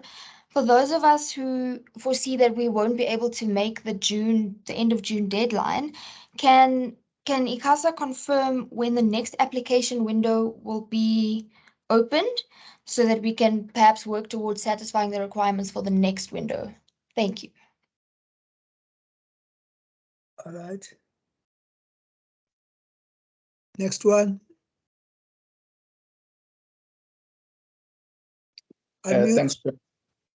Thanks, Chairperson. My name is Solani Hamilton. I would like to check, how do we submit? Do we use emails to like we have done before, or do we print like it has happened in the past? How do we submit the applications? Thank you. Okay.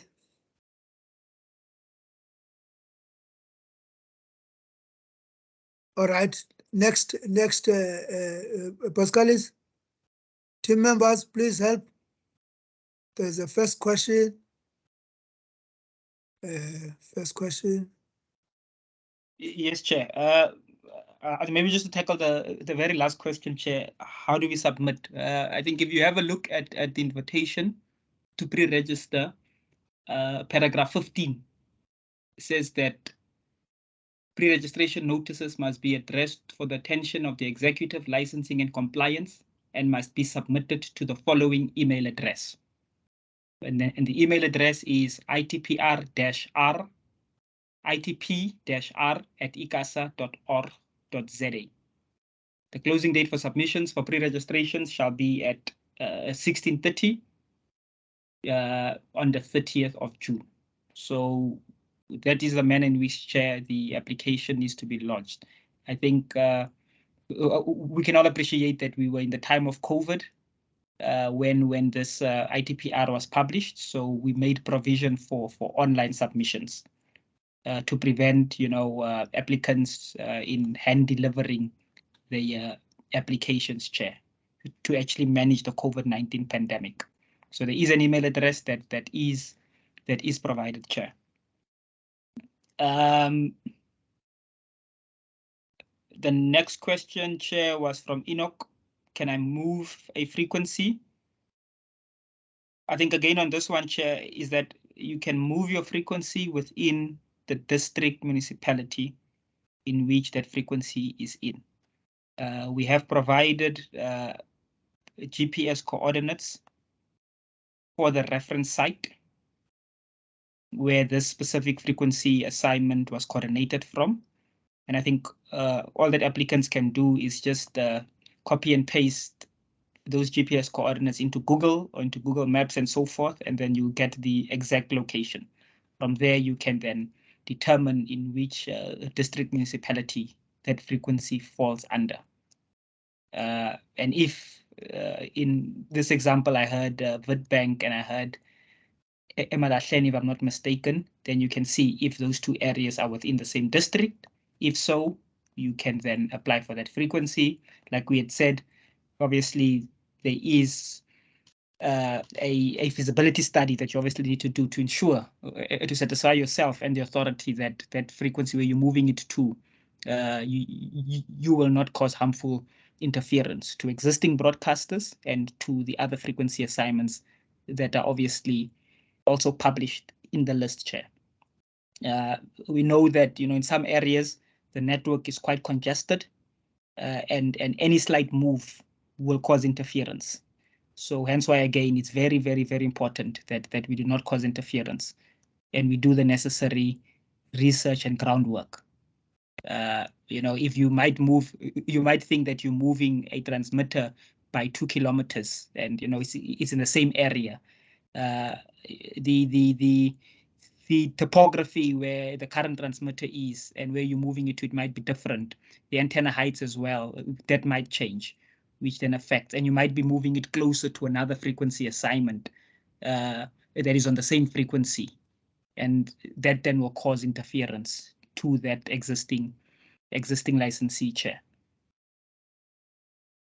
Regarding the no communication and the decision letters, I think the authority did, when decision letters were taken, or when we concluded on that process, on the pre-registration process, there was decision letters that was sent out to all the applicants. It could be that the email address was obviously incorrect, but I think we can forward that specific decision letter again on request, if the decision letter did not reach its final destination, Chair. You can provide us with your email address, and then we will send you that decision letter. Thanks, Chair. I think those were all the questions, unless if there was anything that we missed.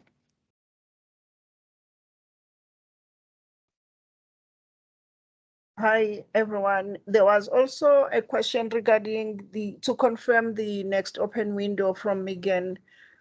I don't think we can be able to confirm the next window for now. I think people just have to be on the lookout when the invitation is being issued for another round. But currently, we won't be able to confirm the next window. There was also a question from the first question by Prince, where he asked whether they need professionals to help them. I don't think they need professionals, but if they struggle somewhere, they can also contact us. Otherwise, if they really need professionals to help them. But we do not say people should consult professionals if they submit their applications to us. Otherwise, if they've got really challenges in submitting the application.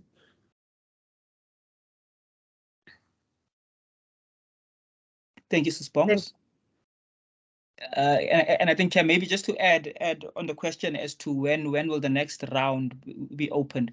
I think it's a bit difficult to say right now, like Bongiwe had mentioned, because I think we need to first go through this process, and then we can regroup and see what frequencies are available. And I know it's quite a lengthy process that we are undertaking, Chair. So to give a date at the moment or time period, it will be difficult for us. Thank you, Chair.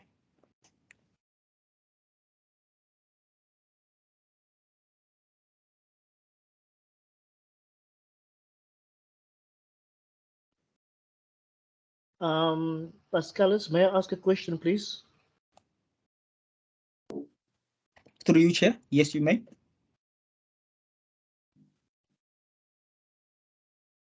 Is this a follow-up question?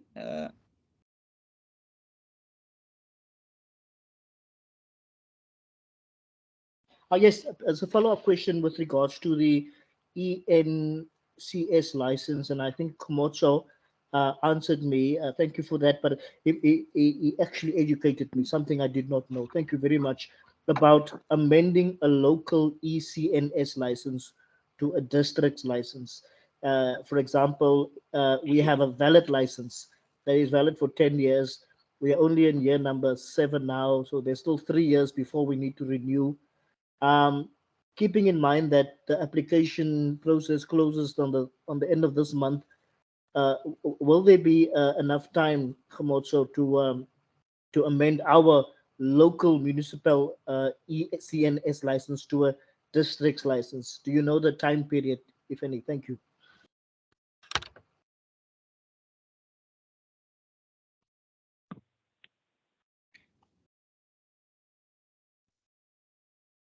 Pascal is, yes. Yes, Chair. I think a question was directed at Mr. Motsepe, but I think we can go for it. You know, I think if we're being honest and if we're looking at the time frames right now, we are 20 days towards submission, towards the closing date. And I don't think the turnaround time would be sufficient for you to amend your ECNS license to meet the closing date target for this process.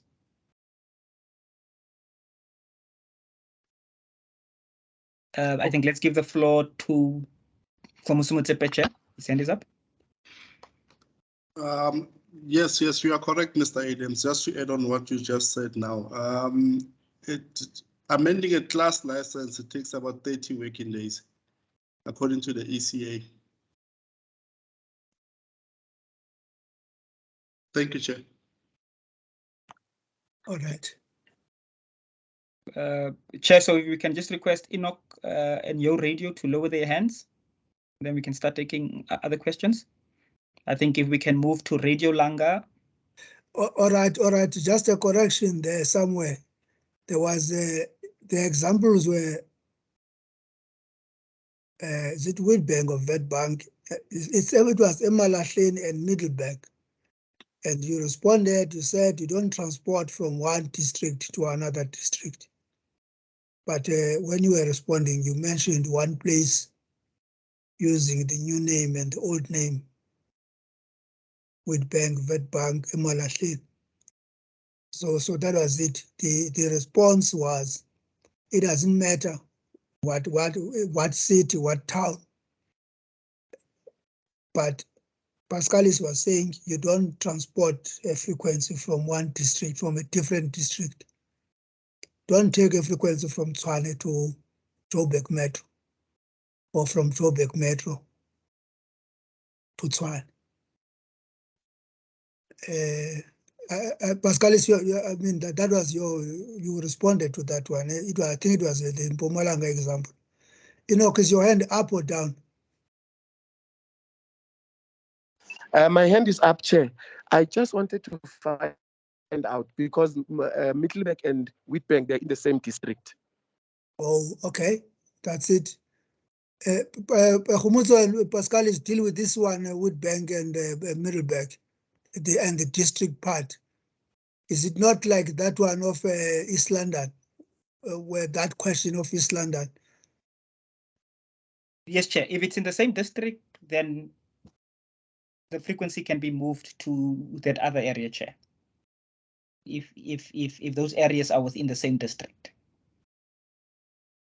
Please make Enoch understand. Whatever he wants to do, or he must give us a picture to benefit other people. Let us understand what are we saying. What is practical? Let us be practical, and he must give us practical examples. Khumutso, please. Thank you, Chair. Yes, it can be moved, but with caution, Chair, because the frequencies that we published on the ITP-R documents, we have checked them and we have verified them in terms of interference, and we have coordinated them with existing radio stations and with the neighboring countries as well. So moving a frequency, it can be moved, but with caution, because I think Mr. Adams already explained that you might move a frequency and you're changing the technical parameters of that frequency. The topography might change, the antenna height might change, power might change, and you might start causing interference to other radio stations. So, and that's the reason why we require a feasibility study that when you want to move that frequency, you're not going to cause interference to existing radio stations. So there must be a supporting document to say, I want to move this frequency from Witbank to Middleburg. I've done the study. I'm not going to cause interference to the existing radio stations, and I would like to be licensed here in Middleburg. So there must be supporting documents when you want to move a frequency within the district municipality. Thank you, Chair. All right, colleagues, again, this word, I'm going to use it with caution. We must be a little bit professional when we're making these applications. When I'm saying a little bit, I don't mean that a little bit. I mean, we must be professional so that if you are doing this, you need somebody who understands frequencies. That's not me. But in my village, I think I'm one of those few people who can sit next to a crowd and fiddle. So we must not fiddle. We need a professional service provider to help each and every applicant. If you have got that in-house, that's well and good. I'm not good in frequency. I don't understand frequencies, modulation and all that, calibration, all these big words. So professional, when we deal with that area and all other areas, we must be a little bit professional. It's like you when you're applying for a job. You compete if you are applying for a government job. Then your CV, you try to perfect it. You try because you can't misspell your name when you are applying for a job. You need to tell what did you do, all that, year 1, year 2, the schools that you are attended, etc., etc. You are not going to claim qualifications when you don't have. That's professionalism. Otherwise, it's not going to be easy. We don't want failure again here, people. We want communities to have a voice. Pascalis, your hand is up.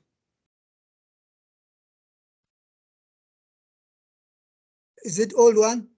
Press down if you want to press it down.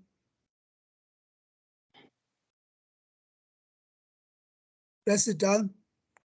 Unless you want to say something. No. Unmute. Okay, we'll come back to you then, we'll come back to you. Pascalis, take the next few. This is 12 o'clock now. Maybe let's take the next few. Maybe one. Take to me there, please. Thank you, Chair. Yeah. Can you hear me, Chair? Yeah, we do. Thank you very much. Thank you, Pascalis. Thank you, Advocate Nganganinzi Bazayo. Mine is on governance. Now, we have an entity, NPC, that has been registered for many years, more than 2 years, but now the main objective is academic. Like you have alluded, Advocate, that other institutions, they are doing something else. This one was an academic institution, but with the secondary objective being community radio. Now that the time has come, now we are activating that secondary objective of community radio. Now we need clarity here from yourselves of saying the board of the NPC, which has been there, in our view, does not qualify to satisfy ICASA requirements because most of them, they are not from the proposed coverage area. That's number one. Now we have this board now, which we call Radio Stations Board. Now, there is a conundrum there whereby now the NPC board is skeptical now to proceed being an applicant because they say, what is the use of them applying as an NPC while there is another board who is going to account to ICASA? So now there is that little bit of confusion, Advocate, with your honorable colleagues there. If you can clarify to us, I fully understand that ICASA's requirements, we need a radio station board, which is there now, but it's a matter of fiduciary duties. Who will be accounting to ICASA? Please assist. Thank you, Advocate. All right. All right, colleagues, is there any response?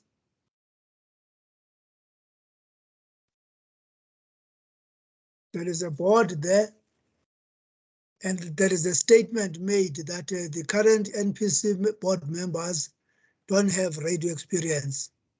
They've got developmental experience, they've got finance experience, they've got whatever other experience as the mandate was of that organization then. Now, they don't have experience, specific experience for radio. Chairperson, if I may. Yes, please. Yes, I'm Gavin Arons from Your Radio. We have a similar situation. So what we've done is we've actually created a separate entity that deals specifically with operational and radio operational issues. And so the board is YMCA, but the separate organization that was created with the expertise was created under the Your Radio name. And so there's an agreement in place between the two entities. So the operating entity would become the entity with the radio experience. That way we also create separation between board and operations. Now, when you say operating entity, that's not a company, that's a structure. That's a structure. No, but it's actually, sorry, Chairperson, to interrupt, but we actually registered it as an an NPC separately as well. Another NPC? Yes, so there's an agreement between the two NPCs. The one becoming the sort of the service provider, the operations management provider, rendering services to the community, you know, in collaboration with the board. And then, the problem that's created is when the operations entity was registered, it was registered as Your Radio. And so I think there's a confusion now about the name and the entity, the licensing entity, which is YMCA. Okay. May I request that let us not switch off. Yes. Just for yes. 5 minutes. Just for 5 minutes. You said so, Pascal. Is there? We must not switch off, colleagues. Please, members. Let us just take a 5 minutes break. I think it's 8 now. 8. Yes, Chair, if we can return at 12:15, Chair, I think that will be sufficient. Yeah, please let us come back at 12:15. This is a critical one because there are going to be questions there. Who is applying? Is that old NPC, or is it the new one? Is the new one not very new, less than 2 years? It can't apply. It can't be that entity if it's less than 2 years. The new structure. It's not even a structure if it is registered. It's a new entity. So we need to be dealing with those specific questions now. It is about that 2 years. It is about this board. It is about that management structure. We just need to leave this workshop sort of understanding. Please, let's come back at 12:15. Don't switch off. Thank you, Advocate. Thank you. Thank you, sir.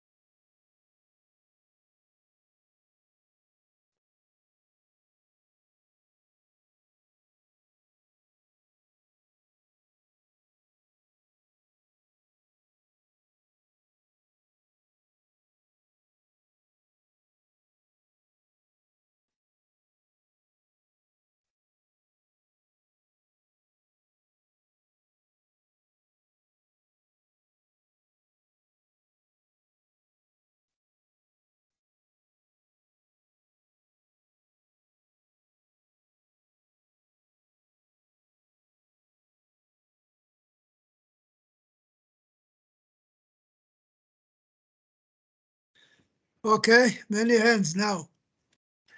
All right. Let's deal with that question.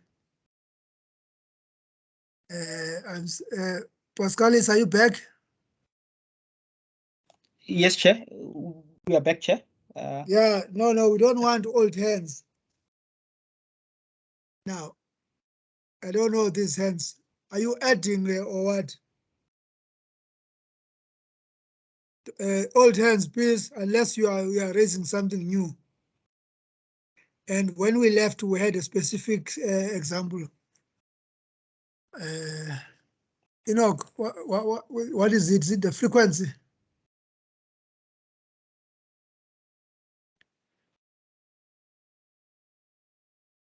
I think it's Enoch there, and then your TV. Is that a new one? Your new hand?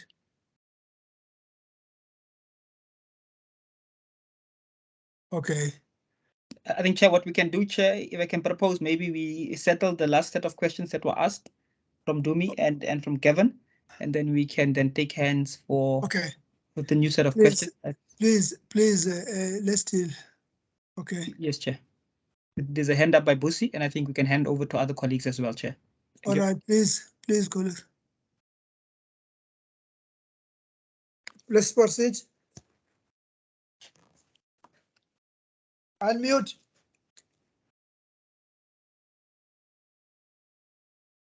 Chair, I would like to deal with the governance aspect of the questions that were raised, particularly by your radio, in response to having two separate boards. And I would like to just advise that having two separate boards for one entity or one licensed entity is very problematic, because at some point we as ICASA do not know then who we are supposed to be dealing with. And I think your radio, because they had applied in the last process, they are aware that because they had these separate entities and they were trying to merge them into one, it was problematic for us to actually recognize which entity we are supposed to be dealing with. And with that said, Chair, I would like to really say that ideally, the radio station or any license or any application would rather have one entity that we are supposed to be dealing with as ICASA with one single board. And if members of that board are not residing within that particular community, that is going to be problematic for us even moving forward. Because these are community radio stations. Yes, we can understand that there's an interest that they are after for developmental purposes. However, if they are not within that particular community and they do not reside within that particular community, it is going to be problematic. And therefore, the members or the interested applicants here, they need to go back and consider these challenges and how it would have an impact on us moving forward. And then think about either having just one entity with one set of board applying for the license, so that you do not create any sort of confusion during application or the analysis stages, because that will then have an impact on the outcomes of their application. Thank you, Chair.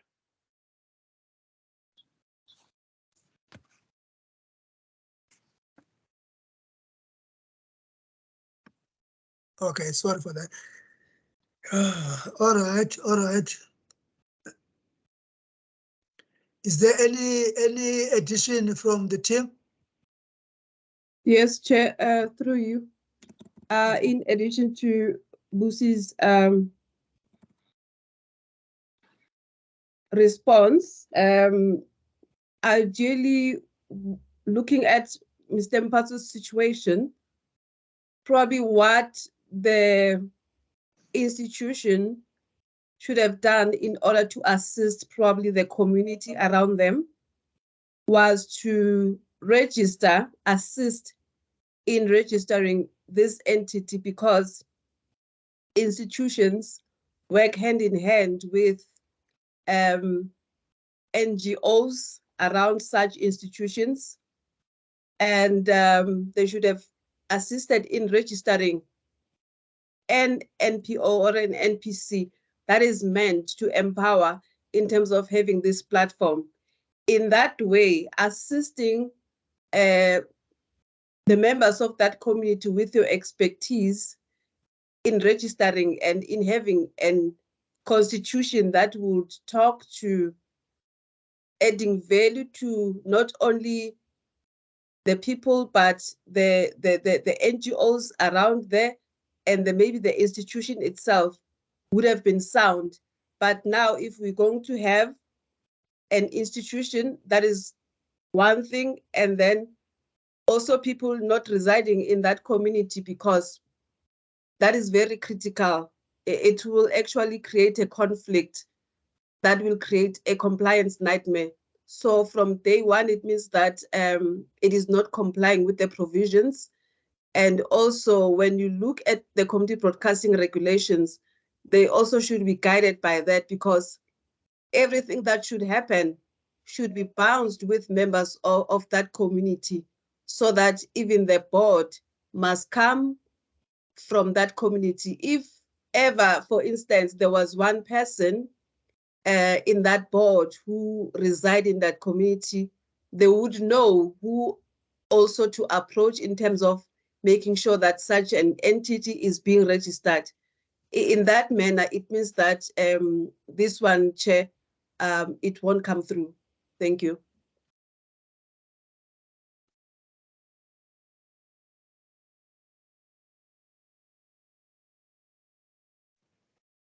All right.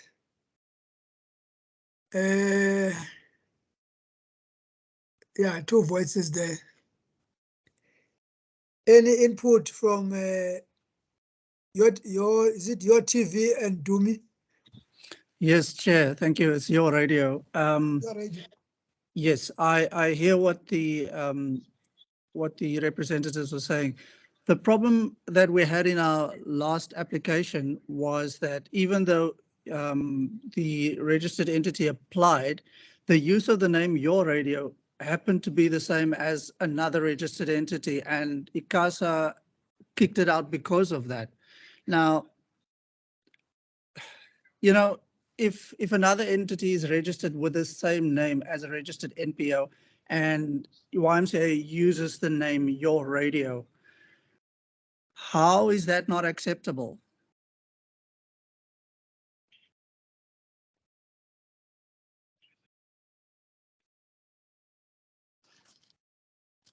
Yeah, okay. Busendo, are you taking the floor? Yes, Chair. It's Busi. Apologies for that. So in terms of the, particularly this one with Your Radio, Chair, the reasons for Your Radio not to proceed to the next phase is that it wasn't because of the names. It was because the applicant submitted 2 sets of registration documents. And there was one for Your Radio, and then there was one for YMCA or something like that. And we just couldn't link the two together. And that's what I'm saying. Maybe Your Radio needs to go back and look at the decision letter again, and maybe try and rectify based on that decision letter. It was not particularly because of the name Your Radio. It is because the registration documents that were submitted and the application were 2 different things. And we just could not marry the 2. So maybe Your Radio, if they need us to resubmit this decision letter to them again, I think Pascalis can arrange for that, so that they are then rectifying the mistakes from the past. Thank you, Chair.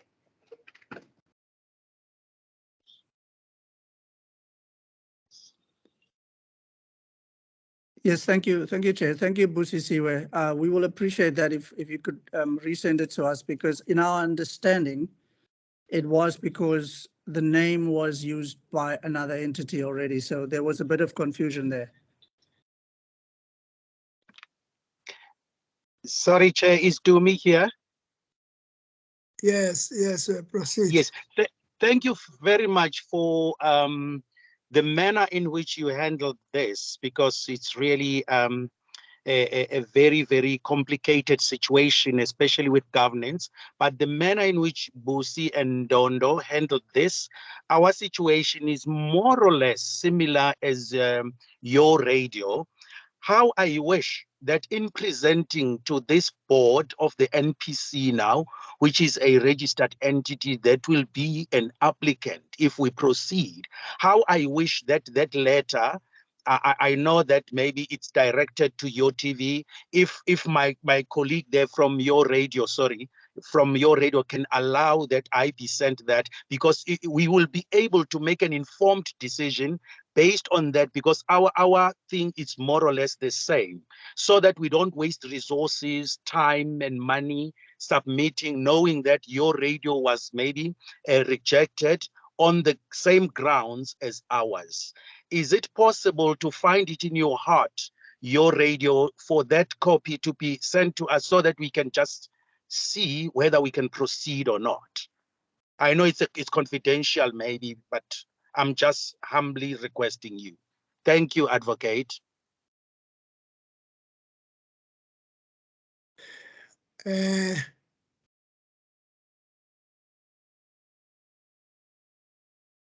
All right.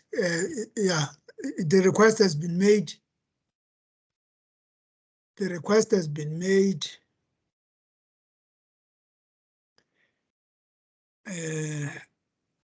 I'm just thinking of the other laws. Even if you may not see this letter now for what you want to do with it, there's a point in time when you can use any other act to get whatever information from ICASA that may be relevant to you. Access to information. So like I'm just thinking now whether we can say in this workshop, yes, we'll give you that. That's why I was like doubting, but this is not a top secret what dealing with here. It's just simple to be saying, yeah, that is it. Let's leave it there. Your request has been made. Thank you. We know that there's a deadline. We'll consider, we'll check, and your radio is also here. That's it. Yeah, Quentin, your hand is up. Pascalis, sorry. Pascalis first. Pascalis. Yes, Pascalis, go ahead. Yes, Chair. There is a reasons document which has all the reasons why licensees fail to meet the criteria, Chair. That document is a public document and it can be accessed on our website. We can also share that document as well, Chair, via email. And I think that might address the question by Dumi, or the request by Dumi. Okay, understood, Pascalis. Thank you, understood. No, Pascal, there is a reasons document, but when you go through all those, there is a specific issue of, it's like double booking, where you've got double boards. The board of that NPO and a special board for radio. Rather than to be going through all that document, maybe it will be helpful to refer the public to specific areas if there are similarities. Your TV and what Dumi is raising there, it's like double boards there, as it has been explained. I'm not sure then when you go through that, there is a specific reason which says there were double boards. There were double boards. Your radio had double boards or something like that. If then there is that specific reason for your TV, that letter to your TV can it be shared to with, can it be shared with to Ms. Radio that side? That is the question. If it's a public record that is there available. And your radio is also interested in rereading their letter, because when we wrote to them, we gave them a reason. If there was something specific about their double boards, then that's what is interesting for to me that side. All said and done, then I think, yeah, I think in that volume, maybe we've got all the radio stations there. My memory is simply failing me at this point. Maybe we've got all those radio stations there and the reasons, and then maybe then to me can simply go to that and look specifically for your radio, where there will be this issue of double booking, of double boards. Okay. So yeah, Pascal is saying there's a thick document and reasons document, but then for the purposes of this last discussion, your radio is a good case study. Rather than to be reading all 130, there will be 138, 138, yeah, fail 138. Okay, Quentin. Thank you, Chair. I've got two questions. The one is I'm listening to your radio and our colleagues here and his explanation as to why the previous application was successful. He had his opinion and the authority has now explained what actually it was. My question is, in the past, the authority used to be very accommodating with reference to when we apply to the authority for a license. The authority would say whether it's now a service license, a spectrum license, or Ecns license. When we apply in the past, the authority would acknowledge receipt of your application, and they will say in the past, you know what, we noticed that X, Y, and Z is not here. This information is not here that we require, or the information that you are missing will render this application unsuccessful. The authority grants you 7 days to please give us the information. Failing to do so will render your application unsuccessful. Listening to the speakers now from the authority, it would appear that gracious manner in which you dealt with us does not exist anymore. It is now just after applying, thank you for your application, sorry, you have been unsuccessful. Am I correct in my thinking, or is this not so? Thank you.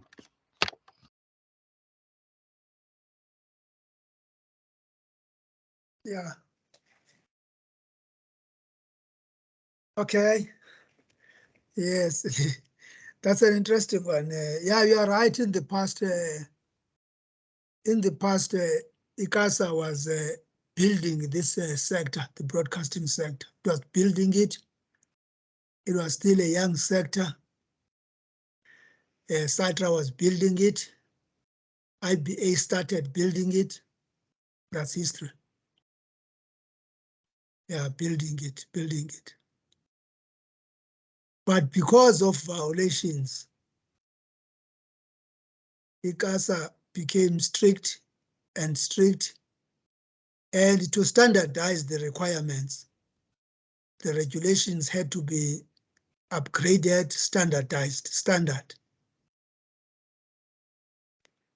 Yeah, it is like, it's like traffic offenses and all that, if I may say.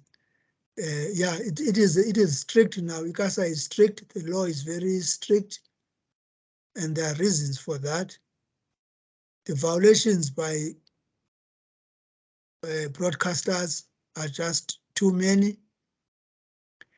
Maybe you heard earlier when somebody was saying there might be a radio that is quote unquote radio, pirate radio. There might be a pirate radio. That's how it's supposed to be called. That is using a frequency without a license. That's a violation, and that's a community radio. I don't know whether you want us to tell you or whether we want people to lose what is this? Whether people must die first before we can understand the battles that are taking place in the community radio sector. The community radio sector serves a very, very good function. It educates, it entertains, it informs. But in certain situations, it has become a source of living and income. It has become like a tender system where lives may be at risk. That's it. So ICASA is managing a situation now which may deteriorate. Yeah, that's it. It's about interference with, I mean, if you are using frequencies, it's about social tensions in that community. That's it. So these are, Quentin, this is the situation. Yes, let me simply say it is like a tender system, what we're managing here. They are very good radio stations, good intent, all of them, but unfortunately, they tend to deteriorate because who does not want to be a presenter and to be a VIP in that village of mine? When you are a VIP, then you are a big person, you are a VIP celebrity. And they've got some money here and there. Who doesn't want to be a station manager? Who doesn't want to use a radio station to become a politician, etc., etc.? It's a messy ground, if you wish. I said I wasn't going to be talking too much. Quentin, there is no excuse here. Otherwise, we're going to lose souls in this sector. Let's ask questions.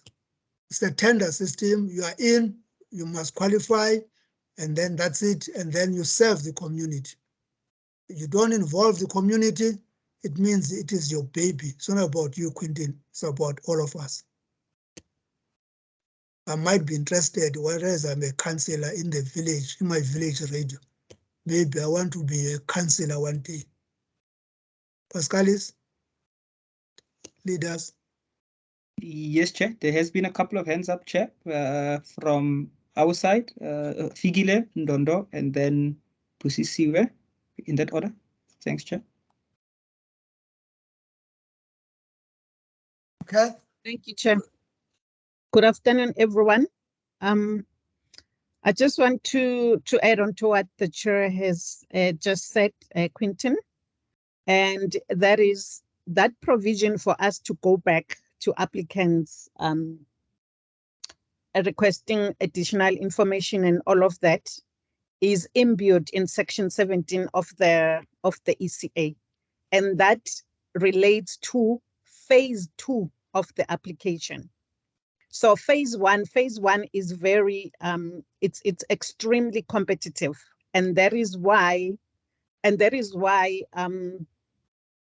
we say you need to get things right the first time, which is why we have spent and we are spending so much time trying to explain to applicants, you know, what needs to be captured in their applications, you know. So phase 1 doesn't give us that leverage. And in actual fact, the ITP-R is very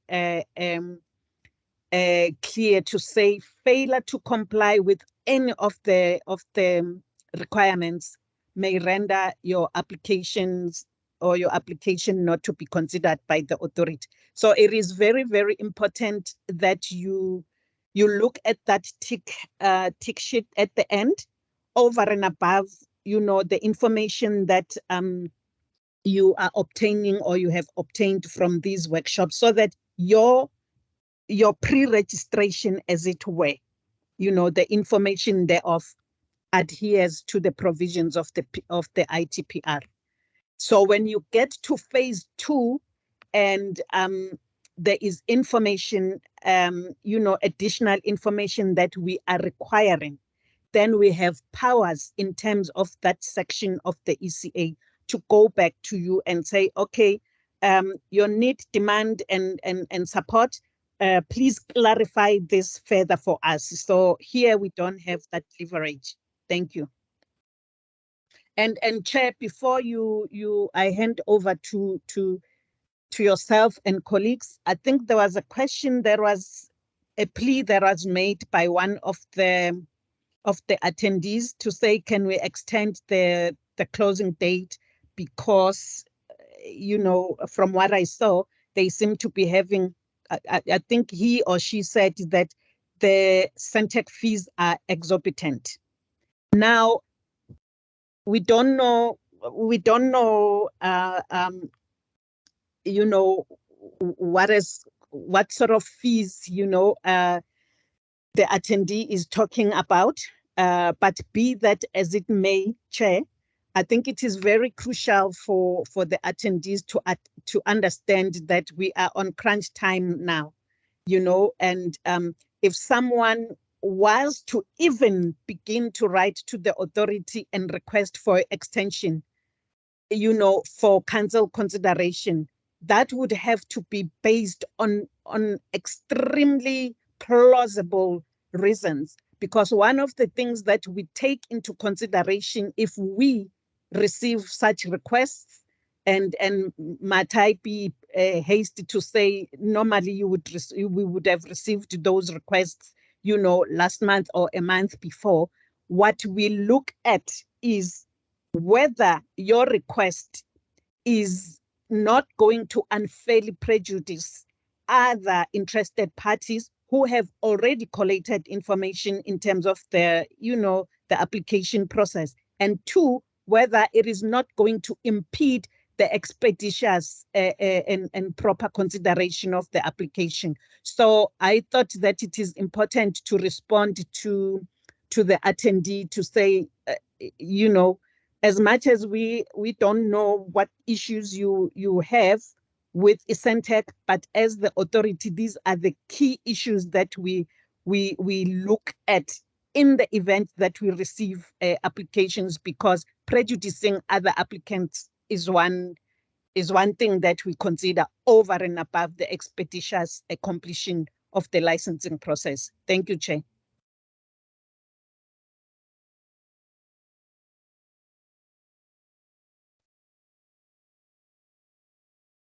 Okay.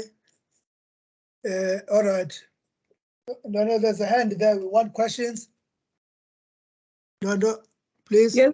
Oh, through you, Chair. Thank you. I just wanted to say this one crucial aspect of the manner we are now licensing. From the point of view of other reasons that you've already mentioned, unfortunately, we've had to deal with some applications that were misrepresenting the community. You'd have individuals or a group of people claiming to be coming from that specific community on behalf of that community. At the end, you find that the community does not know about that project. And then hence we had to change the manner of doing these applications. So we do not mean to be impossible, but that is another manner of ensuring that we give the licenses to deserving communities. I'm happy with the question that Mr. Mpatswe posed, because, you know, that specific board did say that we're not from this community. In that manner, that is, you know, honorable for disclosing that we would like to have this for this community, but this is the situation. So that is where we were also coming from as the regulator, misrepresentation of the community, and then giving licenses to individuals that do not deserve to have these licenses. Thank you, Chair.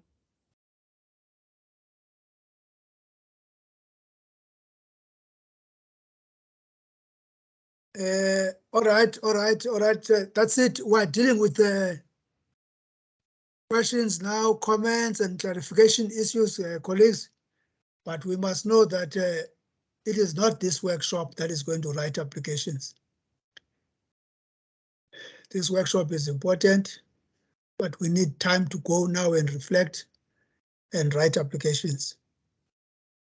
I'm not closing the workshop. I'm inviting questions. and then we need to go back and write applications. Pascalis, let's take up another set of questions, comments from the members.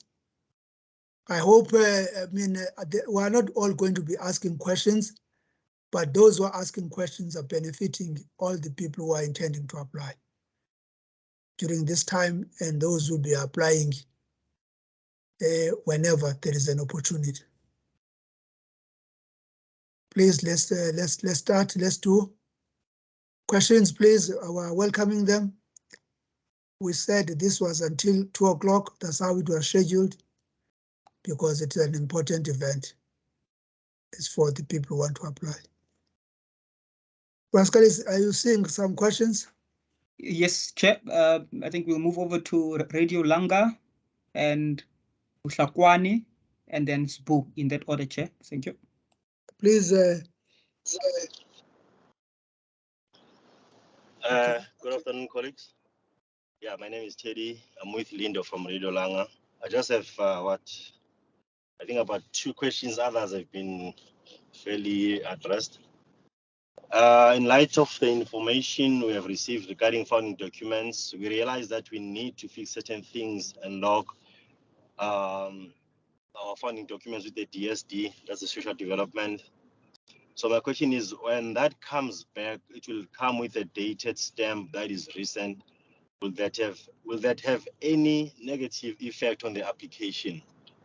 To say the Constitution has just been recently amended, will that have a negative thing on it? And number 2, earlier on they mentioned that we need to prove that we've been working in the community as an NPO. So my question is there a minimum number of community development activities that is mandatory, or is it just a minimum of 1? Given that the past 2 years, there were not many activities due to the pandemic. So NPO is just over 2 years old, but could not do a whole lot of things because of the pandemic. But we did 1 or 2 things here and there. Will that affect will that render our application weak or what? And then let's see. And then the last one, Mr. Adams, I think you could answer this one. Okay, sorry, no, it has been answered, so I'm not going to ask it, it's fine. And then phase 2, I wanted to know about the phase 2, what is it about? But I think the lady that spoke just now, she did touch base on the phase 2 of the application process. What is it about? But if you don't mind just elaborating a bit further on the phase 2. The reason why I'm asking this question is that should we pass the phase 1, we want to prepare for phase 2 while phase 1 is being assessed, so that when we pass, we are ready for phase 2, because I understand we only have like a 30-day window period for phase 2 submission. Yeah, those are my questions. Thank you. All right. Pascalis.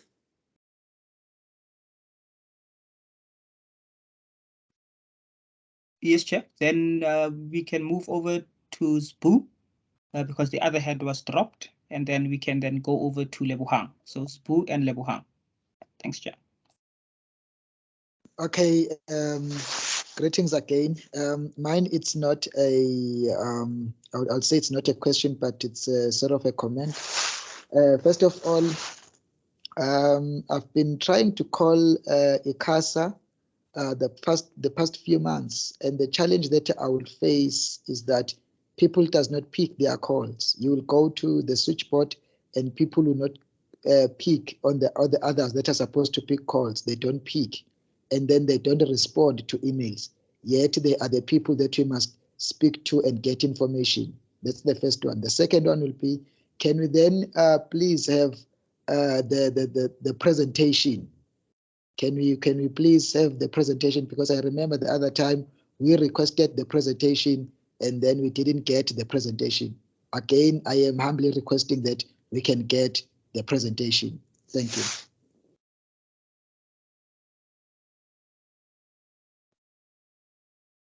Okay. There's a hand, please. Hi, Chair. It's Lebu here. Okay, I have 3 questions. The first one is in support with this one that was just asked. Okay, I want to find out whether it will be possible to get the video.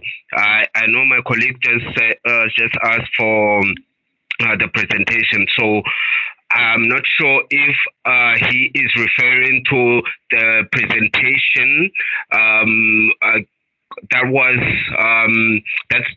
was started. Are we going to get the video, the recording for this session, plus the presentation, like you said? And then the second one is if there's a family member on the main board, can another member be included in the management of the radio station? And then the last one is regarding the sorry. I can't remember it now, but I'll ask it again. But it was in connection with the Your Radio situation. But I'll ask it when I remember it. Thank you, Chair. Bye. All right, is that all? Quentin, your hand is up. Yes, Chair. Yes, Chair. My question relates to if you are a current director of a license, may you form part of the directorship of an NPC that's applying now for this new round?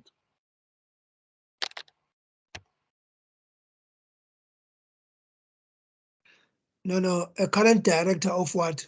Of a licensee, another company?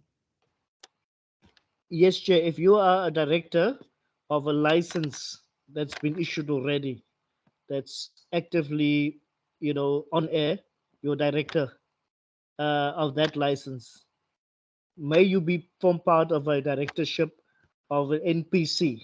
The current one is not an NPC. It's a PTY Limited. But you are opening now NPC. May you form part of the directorship of the NPC? Okay. Are those the questions, Pascalis? Are we responding? Yes, Chair. Sorry.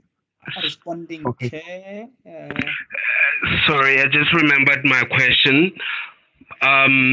Okay, in regards with the strictness of ICASA, let's say for an example, you sent all the documents before the closing date, and then you forgot to include, for example, an ID. Is that request going to be denied because of an ID copy, or are we going to be given a chance to submit that ID copy even after the closing date? Thank you, Chair. Okay. Colleagues, let us respond.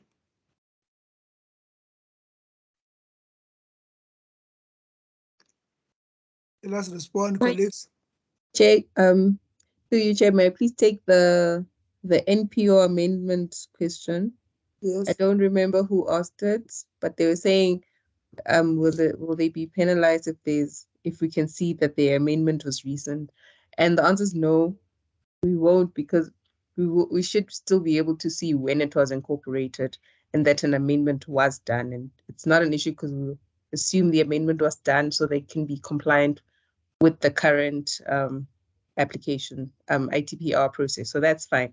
And another thing is, I think it's more of a comment based on some of the questions that are asked here, is that a lot of the questions that are asked are for example, when we in the ITP-R, when we refer you to, for example, the community broadcasting regulations and maybe the standard terms and conditions, they literally list every single thing that you can and cannot do. And I'm worried that maybe we have a situation where maybe we're not going through these regulations like we are supposed to, and that's why we are having some of these questions.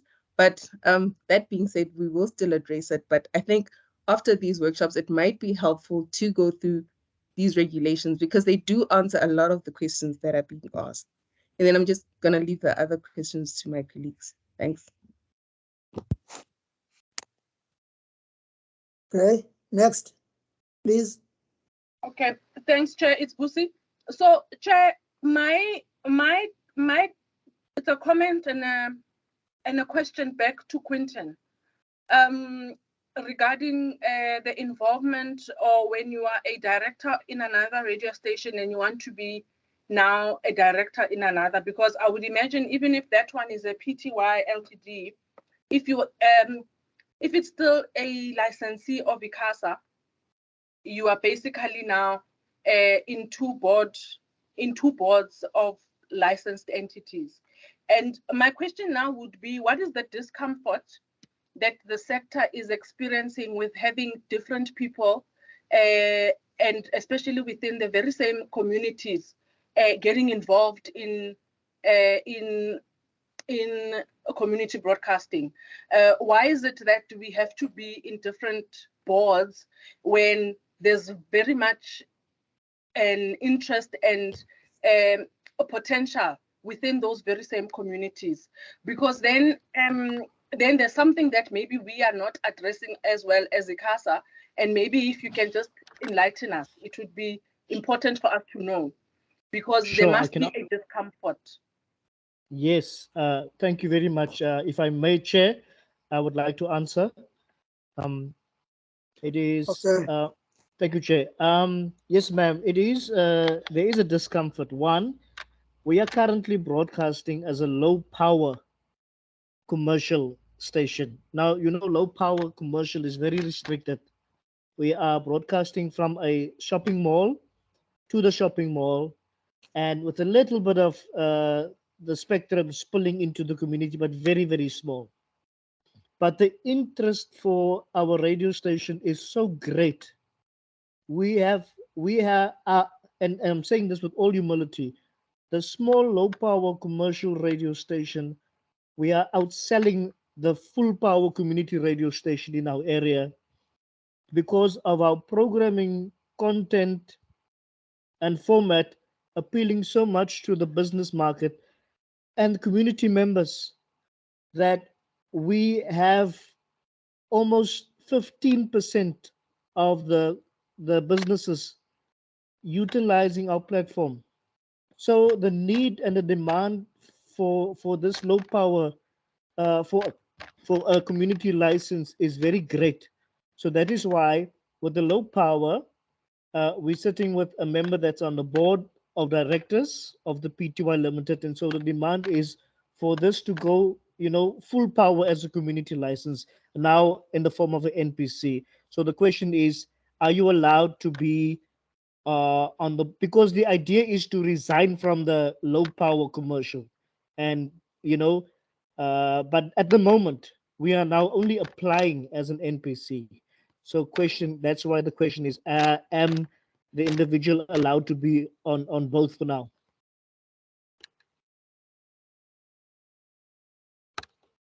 So, Chair, I have projected something, and just to add on what Lufuna was saying, regarding these issues have been addressed in our regulations already, and I have tried to project just for the benefit of everybody else, to then understand that unfortunately we have already regulated this aspect.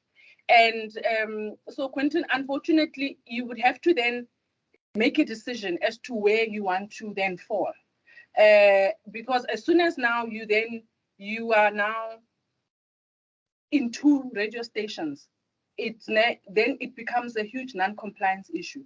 And I do not want to believe that that's what you are then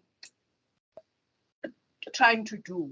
But it will be important for all applicants to really sit and reflect, read over these regulations, the community broadcasting regulations, and the standard terms and conditions for class licensees, because it would then assist you with all these other questions related to governance. So, Chair, there was another question around family members, one being in management, one being in the board. And I think it's now similar to this as well, to say, now, if you are going to have a family affair, is it really a community radio? Because a community radio is not meant to be a family affair. If now you are a parent in the board and then you have a child sitting at the radio station as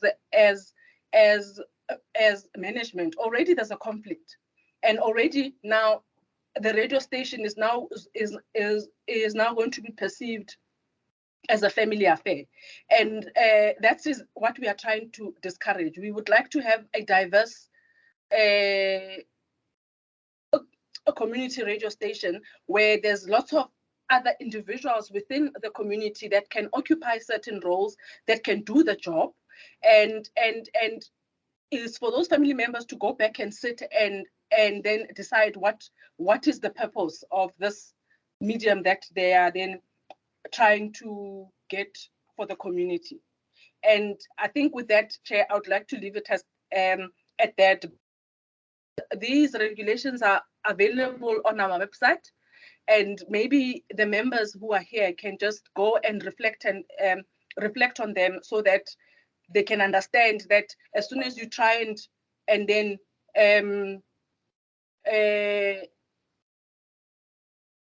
contravene, then already you are then putting your application at a very negative start before we can even start. Thanks, Chair.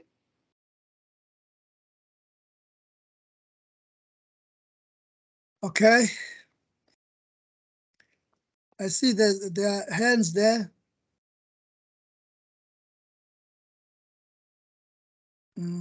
I see. Okay, Pascalis. There's one hand plus 102. Pascalis, what are we doing there with hands? How are we doing? Yes, Chair. Okay, I think there's no more hands from internal colleagues. I think maybe just another question regarding no answering of phone calls and so forth, Chair, and sharing of the presentation. We will obviously share the presentation to the email addresses that we have received. We will also make the presentation available on our website as well. And I think maybe along that email where we're making the presentation available, we will also attach the regulations that Busi is speaking about, the standard terms and conditions regulations, and the community broadcasting regulations, Chair, and the process and procedure regulations as well. We have provided, and you'll note that in the presentation, on the last two slides, there's contact details of ICASA personnel who is dealing directly with this process. We've shared those contact details as well on the chat group. So I think if attendees can make use of that contact details, it might sometimes, especially from working from home, it might sometimes be a challenge when you are reaching the switchboard and so forth, Chair. So we have provided those details. We will see if we can also upload the recording. And it is a problem because of the size of the recording as well, Chair. We might have some internal technical challenges in uploading this 4-hour presentation, Chair. I think that we will take it offline with Tumisani, as I see he is on the call. Okay. There's a hand up by Bongiwe, Chair. I think we can give her the floor, then we can move over to the next set of questions. Okay. Thank you, Chair. Thank you, Pascalis. There was a question whether we will be able to accept outstanding documents after the closing date, and the answer is no. We won't be saying, please, there is an outstanding ID for one board member.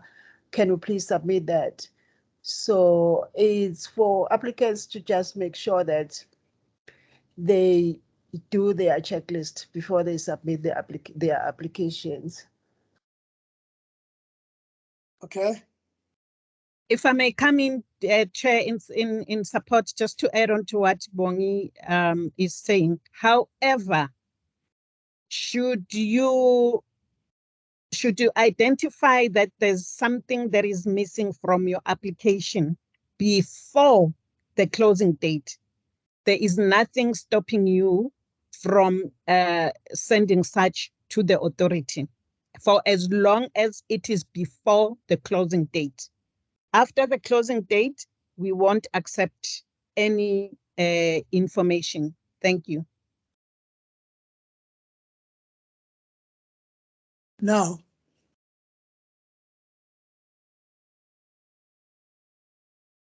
closing date. If one is going to submit, again, this is not my area.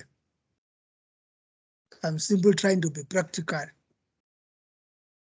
If the closing date, we know it, it is determined, you try late at night,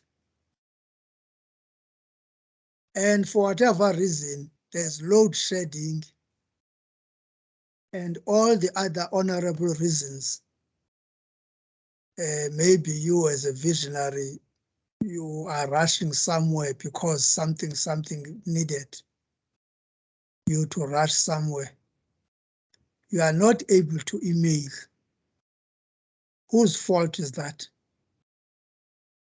Are you going to write to a Casa chairperson and explain that there was load shedding,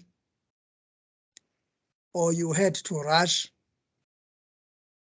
because students were toying at school in that university, and your child is one of those? You wanted to discipline that child, not to be wasting your money, etc., etc. So many reasons. Whose problem is it when you don't submit? And I said it's not my area. The part that is not my area is this one. The other one that I've just said, it's social, it's common sense. The other one is, which is not my area. If you try to send, you try at 6 o'clock, 18 hours, you try to email, and your system is jamming in that village, or in this in Sentin, is jamming. You are unable to send that.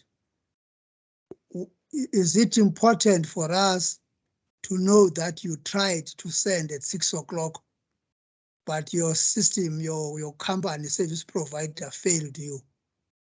Must we understand that? Now, that deadline of 30th of June is a problem. We just need to think about it, how we are going to manage that deadline as applicants, so that our reasons for not submitting are not, there will be no need for ICASA to consider your noble reasons why you didn't submit. We must think about that deadline.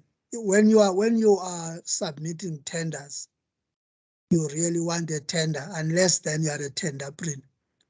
If you are an ordinary person submitting a tender, you will not wait for 10 o'clock, because there might be an accident along this freeway, or N2, for those who know N2 in the Eastern Cape.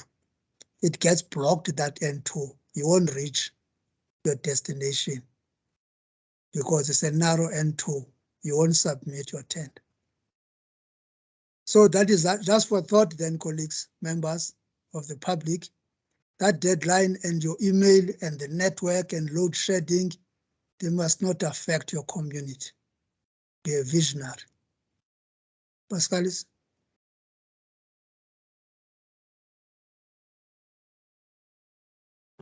Pascalis, questions? Yes, Chair. I think we can move over now to, I see Radio Langa's hand is still up, so I think, I believe that's a follow-up. So if we can move to Radio Langa, then see Not a follow. and then station. Not a follow-up. Okay. Yeah. Sorry, Mr. Adams. Not a follow-up. Just that I have not been answered my other two questions. What does phase 2 entail? of the application, and also the number of activities that the NPO has done in the community. Is there a number that you look at, or is just a minimum of one?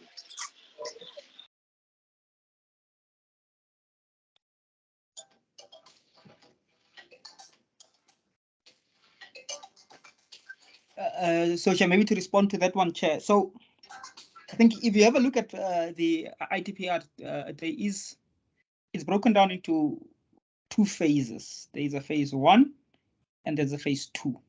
The phase 1 is where we will, and I think another presenter touched on this. Phase 1 is where then we consider the pre-registration notice in terms of, the requirements of the community broadcasting regulations. You'll then submit Form B, and then you'll also submit Form P. There's mandatory requirements that need to be met. For example, like we had mentioned, you need to be in existence for 2 years. You need to show community participation and development and so forth. That process takes about 90 days. It takes 90 working days as per the regulations. That's then where, if you are successful, you then move to phase 2. If you are not successful, we then send you a decision letter. Because it's a competitive process in phase 1, we don't go back to you to request outstanding information. All the successful applicants then move to phase 2. And that's now where you lodge your application in terms of Section 17 of the ECA. Like I said, we know it's a competitive process. Spectrum is scarce. We will now be competing for spectrum. We will then analyze the applications. We might hold public hearings on this as well. And then there's a criteria as to how we're going to go about in awarding scores to the various applicants. That is covered in Schedule B, the evaluation criteria. It looks at the aspects that we're going to look at: your demand, need, and support, your programming, your business plan, your community participation and development, and the technical viability of the service you'll be providing. And that process, as per regulations, it will take 30 working days. But again, there might be some extensions to that if the authority has not concluded on that process. Like I said, we might then end up also holding public hearings for this process. And that's now how phase 1 and phase 2 actually would relate to each other. Thanks, Chair. Okay. All right. There's another hand there. Sorry, Chair, before you take the other hand, I don't know if I missed it, but Radio Langa did ask if there's a minimum requirement of projects that they must have been working on. The answer is no, there isn't a minimum, but we do want to see what you have been doing for the community during your licensing period, your licensed registered period as an NPO, yeah. Okay. All right, colleagues, we're not going to, we must not dream questions now. We must ask questions. You have seen the presentations. You have seen the application form, which is called ITP-R. We just need now to be, let's focus. We're going towards closure at 2 o'clock. So let us, that's it. See, we must ask those questions now that are really assisting us. That's what we've been doing since this morning. Yes, Pascalis, take questions if there are questions. And then members will be preparing then to sum up the proceedings. And I guess maybe when they are summarizing, they will again fortify the future applicants, registrants, so that they may be more prepared for this process. Questions, Pascalis? We can now move over to Sipho, station manager, and then Jonathan. in that order, Chair. Thank you. Good afternoon to everybody, and thank you, Mr. Chairperson, Mr. Pascalis Adams. Thanks again. Mine is very, very, very confusing. I'm in Orange Farm. I live in Orange Farm, and my problem is one, when the regulator or the authority is actually listing all the available frequencies in the ITP-R, it means those frequencies can be applied for. But on my situation is that the frequencies in our area that are available in the ITP-R are the frequencies that are being used by other radio stations. So simply meaning you're listing a radio frequency that is being allocated to an existing radio station. In 2020, we applied for a frequency 90.6.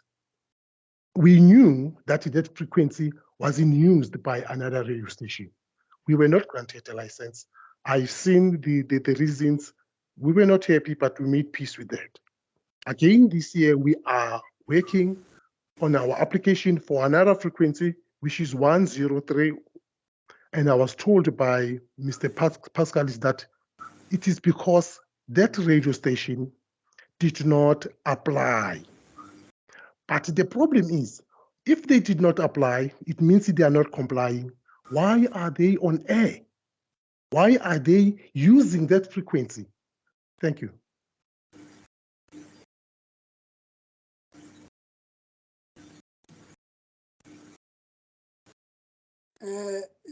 Are you taking more questions, Pascalis? Yes, Chair. We're taking questions from Station Manager and from Jonathan, and then Enoch thereafter, Chair. Thank you very much to the chairperson and to the other participants. Michelle Fitzia here. Sorry, not we just named myself station manager on the Teams viewer.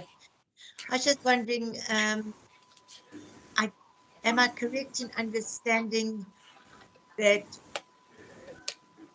do we, as an existing radio station, we due for renewal of license in December 2023?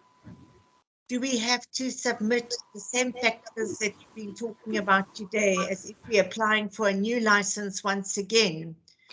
You know, CB damages, NPO that we based at, letters of support and all that in support of our application, just showing our community support. And then I just wanted to clarify for just the sake of hearing it, we've got one brother on the board and another brother in management. Is that a problem? I understand station managers cannot be presenters. Can they be content producers? You know, not presenting as in a DJ, but interviewing people on the program, or interviewing not allowed as well. Okay. Pascalis, please.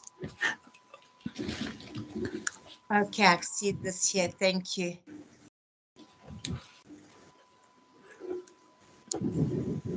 Sorry about that.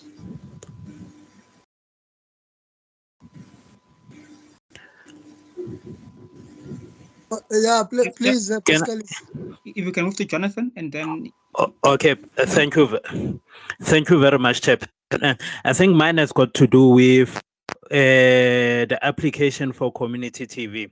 When you're in the process for community radio, you had said you will open in April, and April has come and gone, and still there's no application. And secondly to that, is it advisable for us who've got interest in community to use the current ITP-R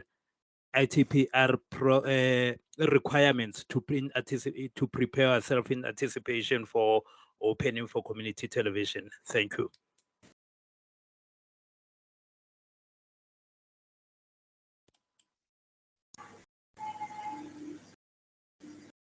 Pascalis, I can't. Thanks, everyone.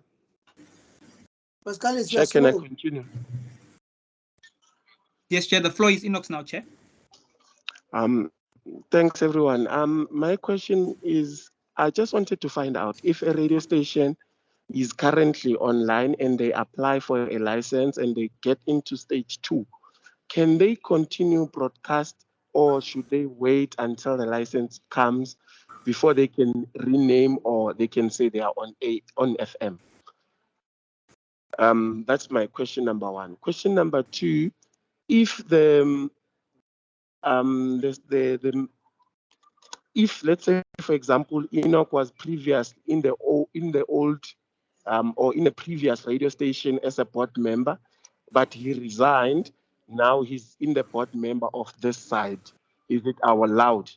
Question number 3 is, if Enoch is in the board member and he's got the capability of becoming the radio station manager, is that allowed or he can't hold 2 positions? Thank you.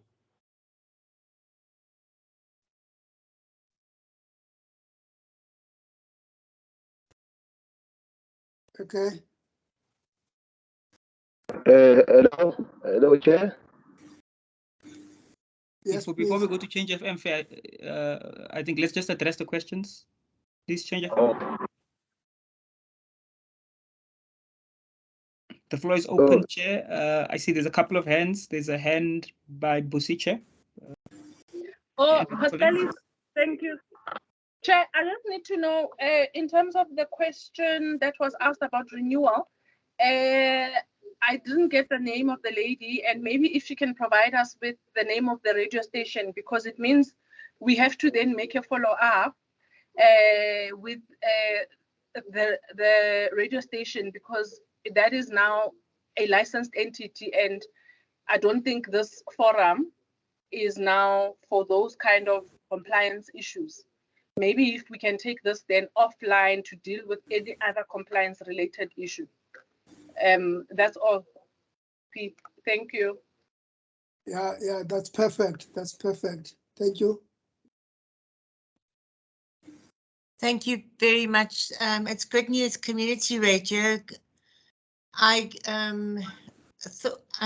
was under the awareness that this probably doesn't apply to me, but then just as I'm going through the meeting, I'm thinking maybe I'm missing something, but it's fine. I can see the regulations. We will go according to that, and we are fully supported by our compliance officer. Thank you so much. Then I will go according to the regulations. Thank you. All right. Now, the other item which we don't need to deal with is again another compliance issue. What is being said here is that we have advertised frequencies, and these frequencies, as far as ICASA is concerned, are available. If there is a frequency that by mistake is not available, ICASA will have to deal with that issue. That's it. But if there is mischief which is out there, because you want us to treat community broadcasting with the kids' gloves, when we are telling you that there are issues that are taking place out there, then that's a problem, and for another forum. Compliance issues, if a person is not licensed to broadcast, that person is not supposed to be broadcasting. It's a compliance issue, violations or an offense, whatever language we're using. So today we're not dealing with pirate broadcasters that may be known by individuals in communities. We're dealing now with communities that are interested in legally broadcasting in this country. So the scandals of pirate broadcasters, people are broadcasting illegally, we've got a licensing division for that. It will be handled there. But for now, what we've advertised, take it as gospel truth. Those frequencies are available, as they say, period. Please, we must not discuss who is broadcasting where and what and what. No, We have advertised frequencies. We are saying they are available. If there's a mistake that we have made, we call that in Latin erratum. It's a nice Latin when we have blundered. It's Latin erratum, correction. We are okay. Please proceed then, Pascalis, with the responses, but no compliance, no scandals of communities. Please. Yes, Chair. Respond, team members, to the questions. Yes, Chair. There's a hand up by Lufuno, Chair. Thank you. And the floor is also open to any other colleagues. Thank you. Okay, thanks, Chair. I just want to, since you're speaking about people that shouldn't broadcast without a license, I figure let me respond to the online person. Someone who said if they are an online radio and they manage to get to stage 2, can they start broadcasting on FM? The answer is no, because you are still not licensed. Getting to phase 2 doesn't mean it's all systems go. You can start broadcasting. You can only broadcast once we have issued you with a broadcasting license, but nothing stops you from continuing with your online radio, but not the FM radio. Thanks. And Chair, maybe just to add on what Lufuno had mentioned, Chair, I think what's very important, like we had said, is that, frequencies are very scarce. So if there's one frequency available for a community and we have 10 applicants for that frequency, we cannot license that frequency to 10 different radio stations. It can only be licensed to one. That's then where that competitive process comes in, and where the authority now needs to use an evaluation criteria to establish who has met all the requirements, who will serve the community better, and that individual or that entity or NPO would then be awarded the spectrum and the service license, Chair. So to reiterate, like Lufuno had mentioned, for the mere fact you got to phase 2, it does not mean that you have been successful. It means that yes, you have crossed a very important hurdle, which was phase 1, and now the authority will continue in assessing you further. To answer the other question with regards to the TV ITP-R, yes, we do acknowledge that we are a bit late in publishing the ITP-R for TV. I think the authority is still undergoing its internal processes in publishing that document. That document or that invitation to pre-register will be published soon. So I think if we can just appreciate, the time and effort that it actually takes into trying to draft a document. And also there's a lot of lessons learned as well that we're trying to also put into these documents as well. But it will be published within this quarter. But the question regarding can the ITP-R for sound be used? What we would say is that have a look at the community broadcasting regulations, the standard terms and conditions regulations, and the process and procedure regulations. Essentially, this is where these requirements come from. So if you do have the time to interrogate those documents, you would be preparing yourself for the sound ITP-R and for the TV ITP-R as well, because this is what this ITP-R and this process is built upon.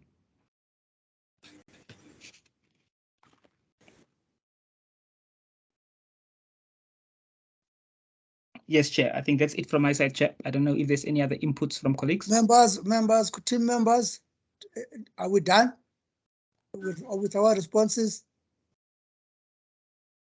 Okay. Now there is this issue that keeps on coming about relatives. About relatives. A relative is in law is defined. What is a relative? It's not the African way. I've got X number of relatives, cousins. Those are serious relatives in the African sense, culture. But in the civil law, there is a relative that is defined, relative. Now, if there is a board member, just let's think about it, colleagues, all of us. if there is a board member, and then there is this daughter who is a programs director.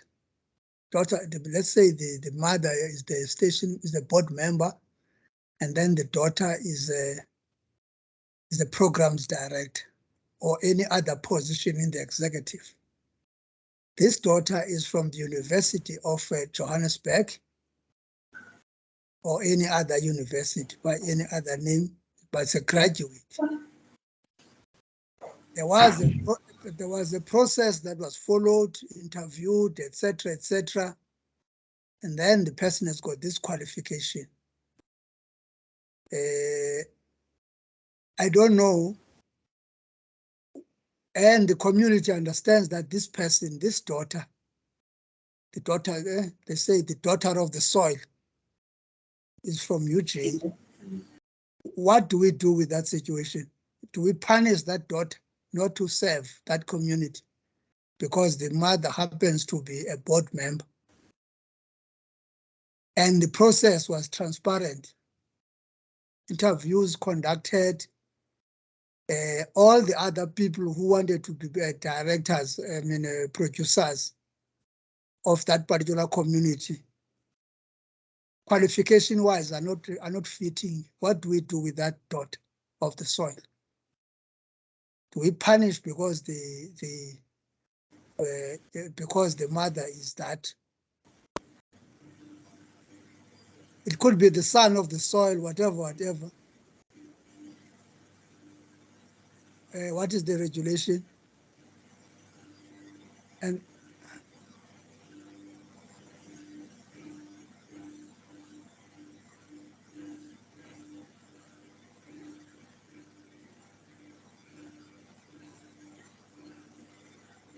yeah, there is something blue there. Let us interpret that, colleagues, because out there you do get these situations. These are different people. This one, the other one is a board member there because she's an activist, the mother. This one has got qualifications and the governance and all that. There is no in the policy, HR policies, there is something about nepotism. And the mother was not there in that panel. It was the station manager, the head of the board, etc. It was there, and HR person, you name them. But there was that interview. The mother was not in that interview. I'm raising this matter then so that when we interpret that particular provision, we must think and we must understand the essence of colleagues, we must understand the essence of nepotism in whatever area, including community radio. Nepotism is everywhere. It will be here also. But if the processes, the policies are there, they are able to prevent certain things, nepotism, all you name it, racism and anti-women, gender policies and all that, then the station is like, it's okay, station is running. They were going to prove, say, here we are. This is a graduate of UJ. No match in this community.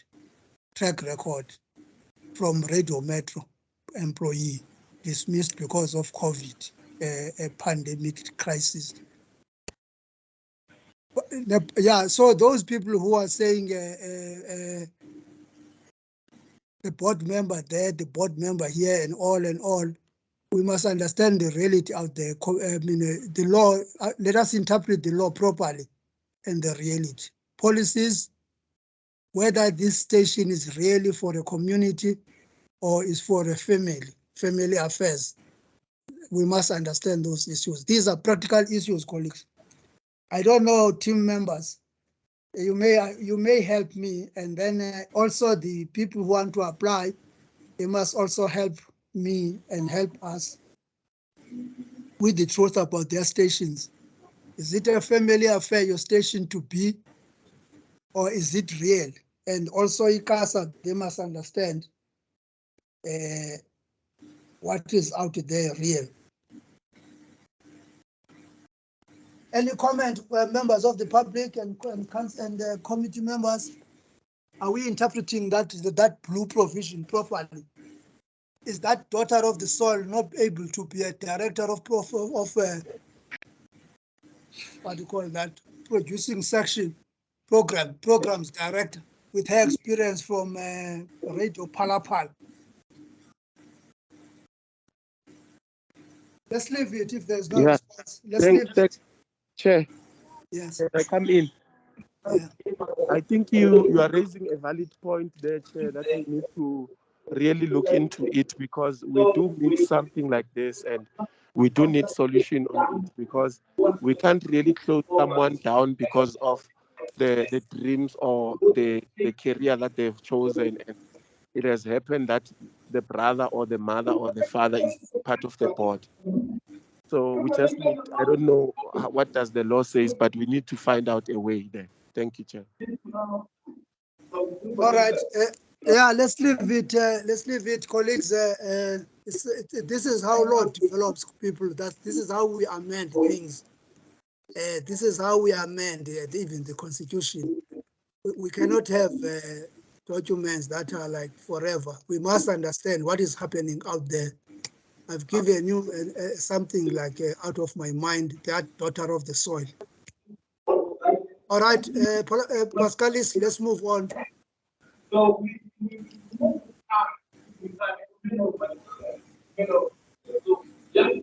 Pascalis, there's a noise in the background there. Yes, Chair. Yeah, there's a noise. Can we request attendees to switch their mics off? I think Mbelani.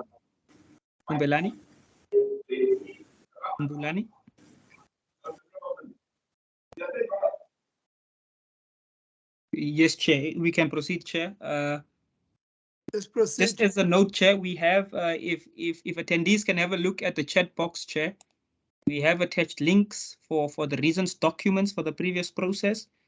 We have attached a link for the presentation and the associated regulations, Chair. All right. And next up, there is a hand by Figile internally. Yes. Thank you, Chair. I think I'll pass on the basis of the fact that you've just said we need to move from the issue that you were raising. But it is important for people to note what point 5 stipulates, 5.2, even though it talks to a composition of a board.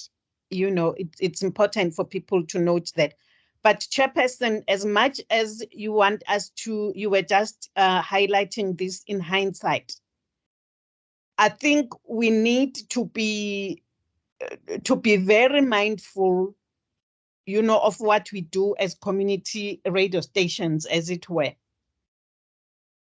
We cannot, or it cannot be that in your area of coverage, there is no one at all who can either be a presenter at the radio station, a station manager, a programs manager, but, people coming from the same family. It cannot be, Chairperson. Whether those people are whether the person that you intend to employ, has qualifications, has this and that, and they are related to me or the board member, it cannot be, Chairperson, that we intentionally curtail the other members of the community, serviced or served by the radio station, and exclude them for that matter. We must remember, Chairperson, even though things have evolved, we must remember that the radio stations serve as a developmental tool more than anything. So if we want to exclude other community members and focus solely on our relatives, I don't think, Chairperson, that is what the principle of what the community radio stands for, Chairperson. So we must be very mindful. We are very, very I don't want to use the word stringent. We have in our previous workshops, even before the community regulations were implemented, you know, we have said in all of those workshops and engagements with communities that the issue of nepotism must be avoided at all costs, because that very issue of alleged and/or nepotism, as it were, is the source of problems amongst others, you know, from those community stations. So, Chair, it is important that communities try to avoid at all costs issues of nepotism. Thank you. Okay, this is fixed. There you are, members of the public.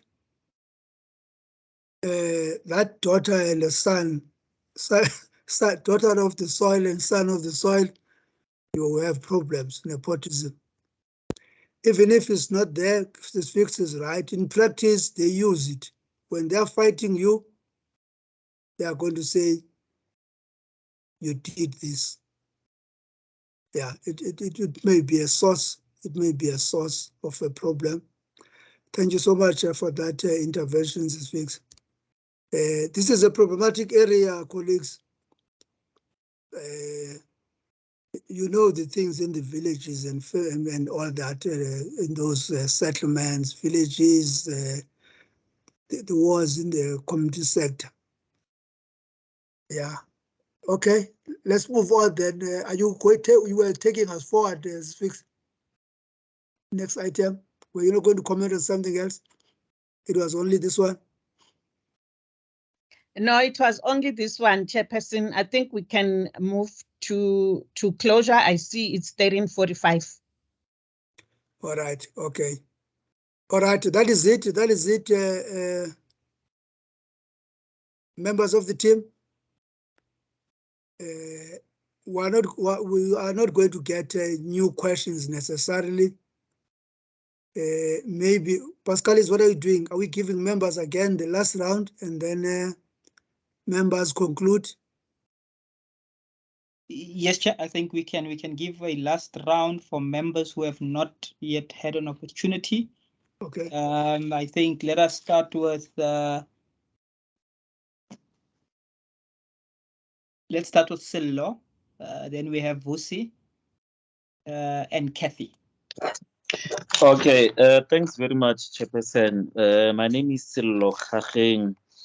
I'm from Lephalale FM in Limpopo. I just want to get clarity on the three issues. You'll pardon me if they've already been answered.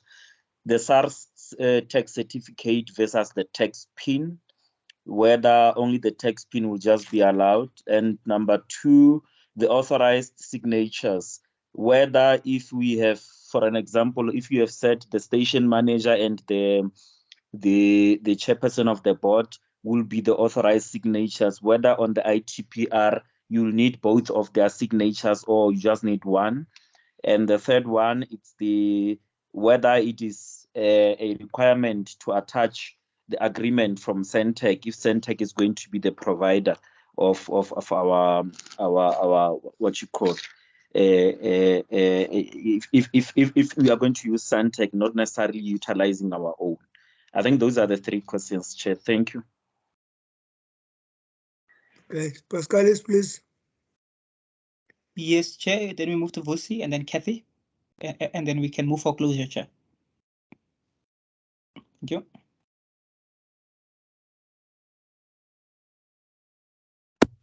Vusi?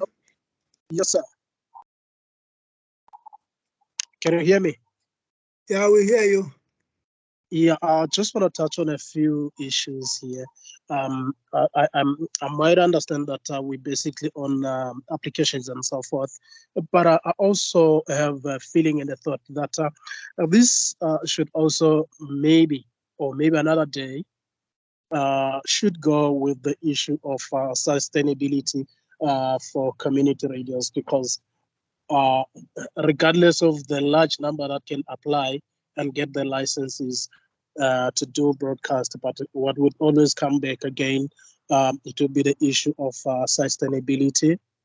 So maybe another day, please do include the issue of discussing sustainability, how we should look into that and how it can be worked out, and bring out ideas on how community radios can be assisted out there. I know you do have quite a large number of radio stations that are not in operation because of sustainability. Two, in the bit of the issue that the chair just closed on in terms of family members and all of that, I just want to leave it with a question. Where does the community start? Where is the community? Who is the community?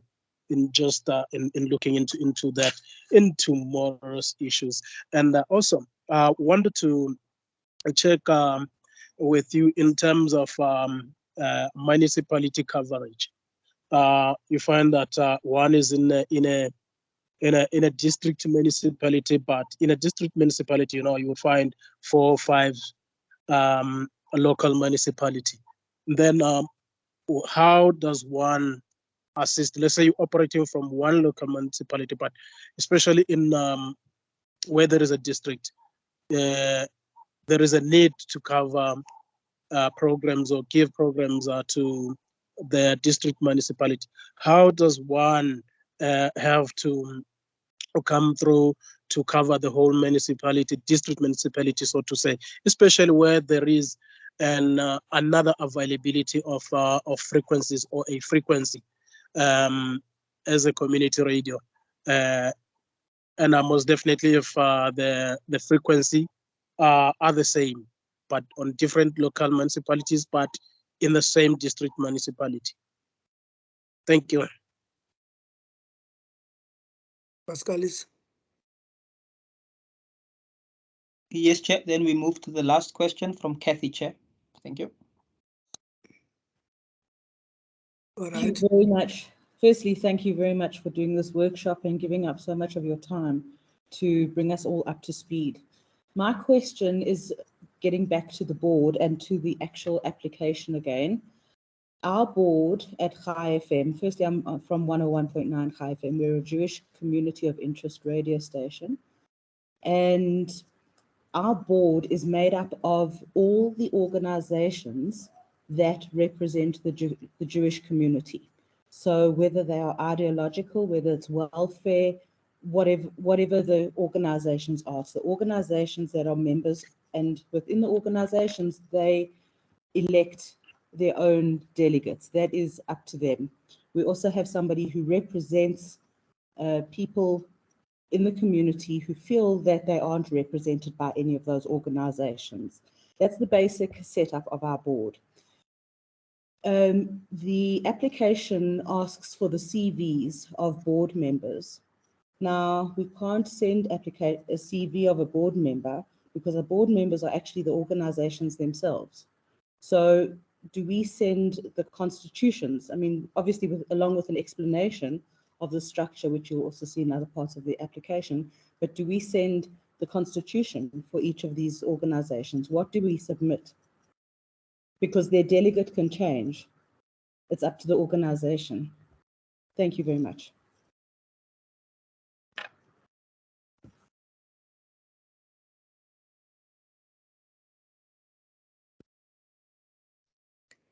All right.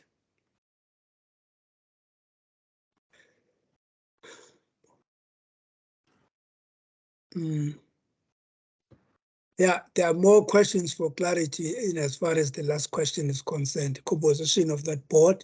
Yes. What is that board? Is it an NPO or NPC? It's NPC.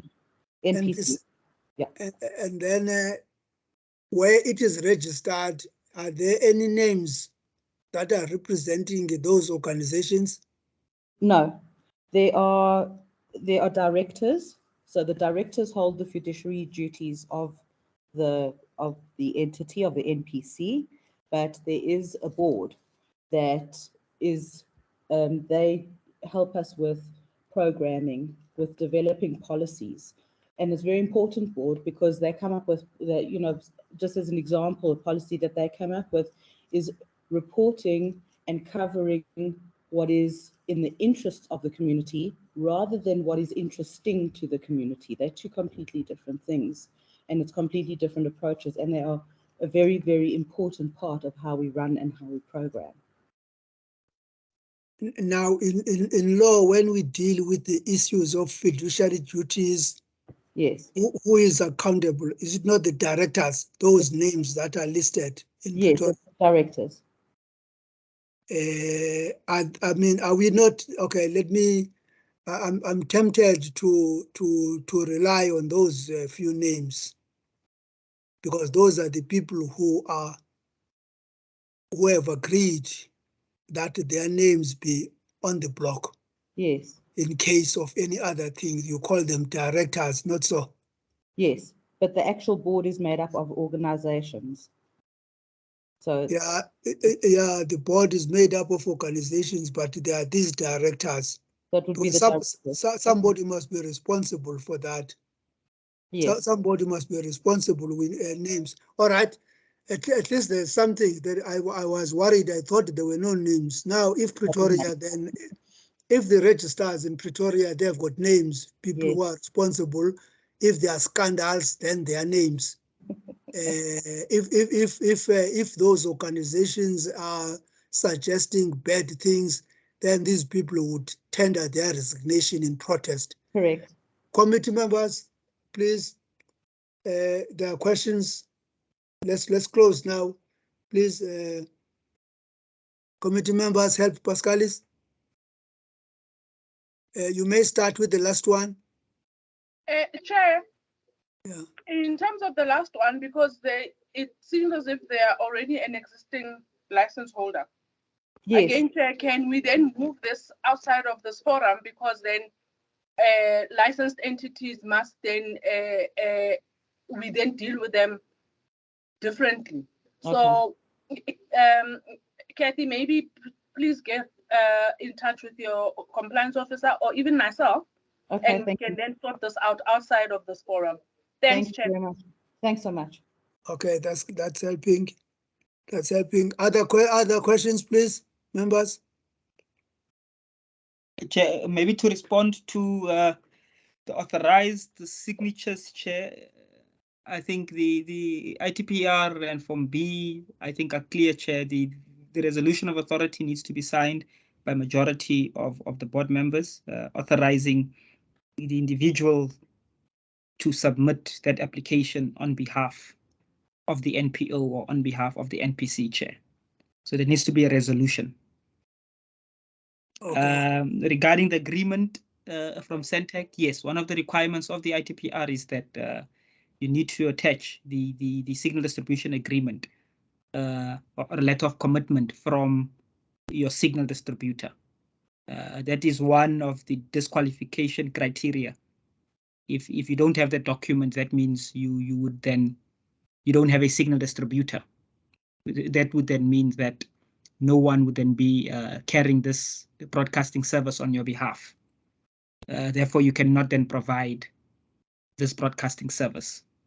So that letter or that signal distribution agreement is very important. And again, Chair, I'd plead with attendees to really go through the ITP-R, study the ITP-R and study the requirements of the ITP-R. Thank you, Chair. Members. Thank you, Chair. Yeah. I think there was a question from someone from Lipalali regarding I think the tax certificate and the tax PIN, if I'm correct. I don't think his question was answered, Chair, unless I missed a response in that regard. Please proceed. I don't remember what exactly he was asking, but I do recall it was on, if he could repeat, Chair, it was about the tax clearance certificate or tax PIN. So if you can just repeat that question, because I don't think we answered it. Oh, okay, now quickly, I was saying, do we accept the tax PIN or we need a full tax clearance certificate? Okay. So what we have resorted to do, and Pascalis will add on to this, what we resorted to do based on experience from the previous process is to say, if you are able to send us that tax clearance, please do, we will accept it. But if not, for whatever reason, you send us the tax PIN, we will use that tax PIN to try and extract a tax clearance certificate. But may I be hasty also to say, because those pins at some point they expire. If you are able to then use your tax PIN and send us the tax certificate, even better. But we were trying to address what we saw as a challenge from community stations, because they would just send us a tax PIN when our ITP-R was very clear to say we need a tax clearance certificate. So either one of the two would be acceptable, but if you are able to extract your own tax certificate from the PIN, please do so, because then it makes our work much more easier. Thank you. All right, thank you. Yeah, and people must also remember that there was a lockdown at a certain point in time. So pins were better because people couldn't walk to SARS, etc., etc. There was that period. Now, the last intervention is please, if you do get that paper, it makes life easier. Thank you. Committee members, is it done? Is it done now? I've got one, Chair. I just need clarity on one point here for the board members as well as the management regarding their CVs.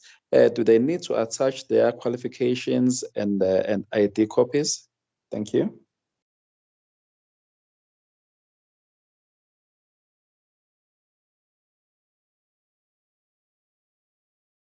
All right. Is there any response, members? Chair, I would like to respond to, there was a question posed around who is the community. I'm not sure if it was. No. It was answered. Okay, proceed.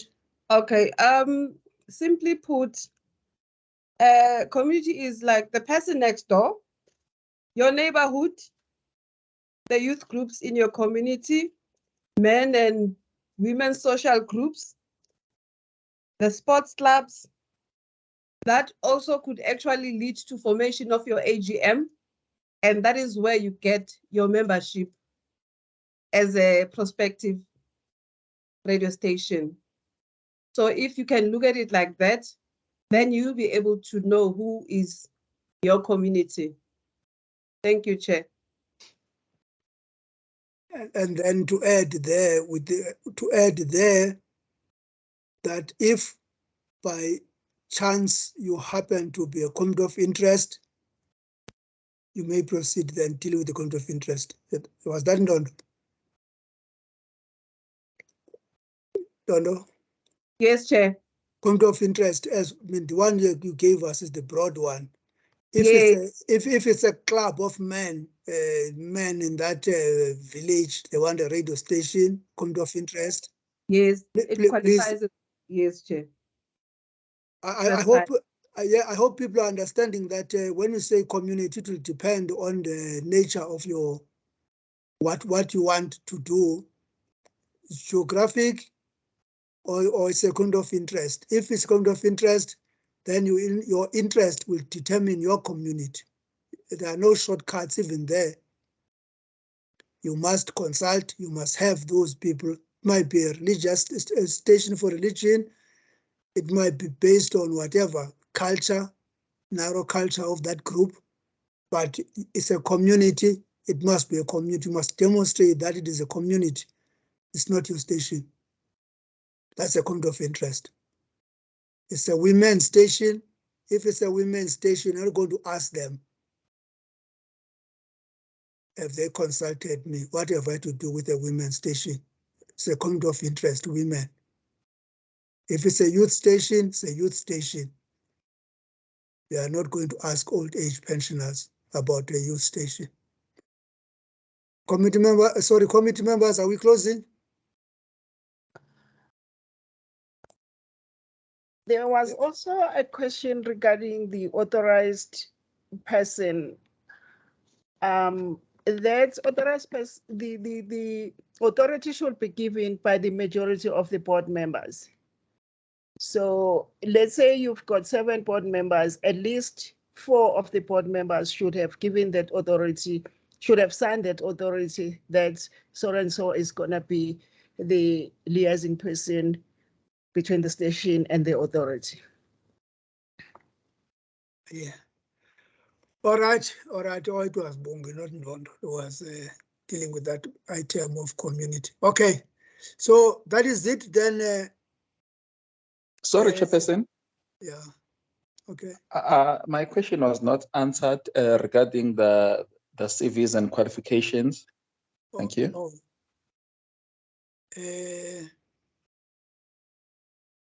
Chair, yes. It's right there. Oh, Wusi is showing that it's just the CVs that are required. We don't need copies of your BCom or any of that stuff, just the CV. Thank you. CVs, yeah. CVs. Okay. All right, that's we're at the end of it now. Pascalis? Yes, Chair, we are at the end of it, Chair. I think we can have closing remarks, Chair, from your side, Chair. From my side, I'd just like to thank the participants, our colleagues and attendees. I think it was a very fruitful exercise, and we are looking forward to the applications. Yes, Chair, I think that's it from my side, Chair. Thank you. Okay, so Fix. No, Chair, I don't have anything to say except to wish all prospective pre-registrants good luck. Go back. You still have about 2.5 weeks for you to, go back to your draft.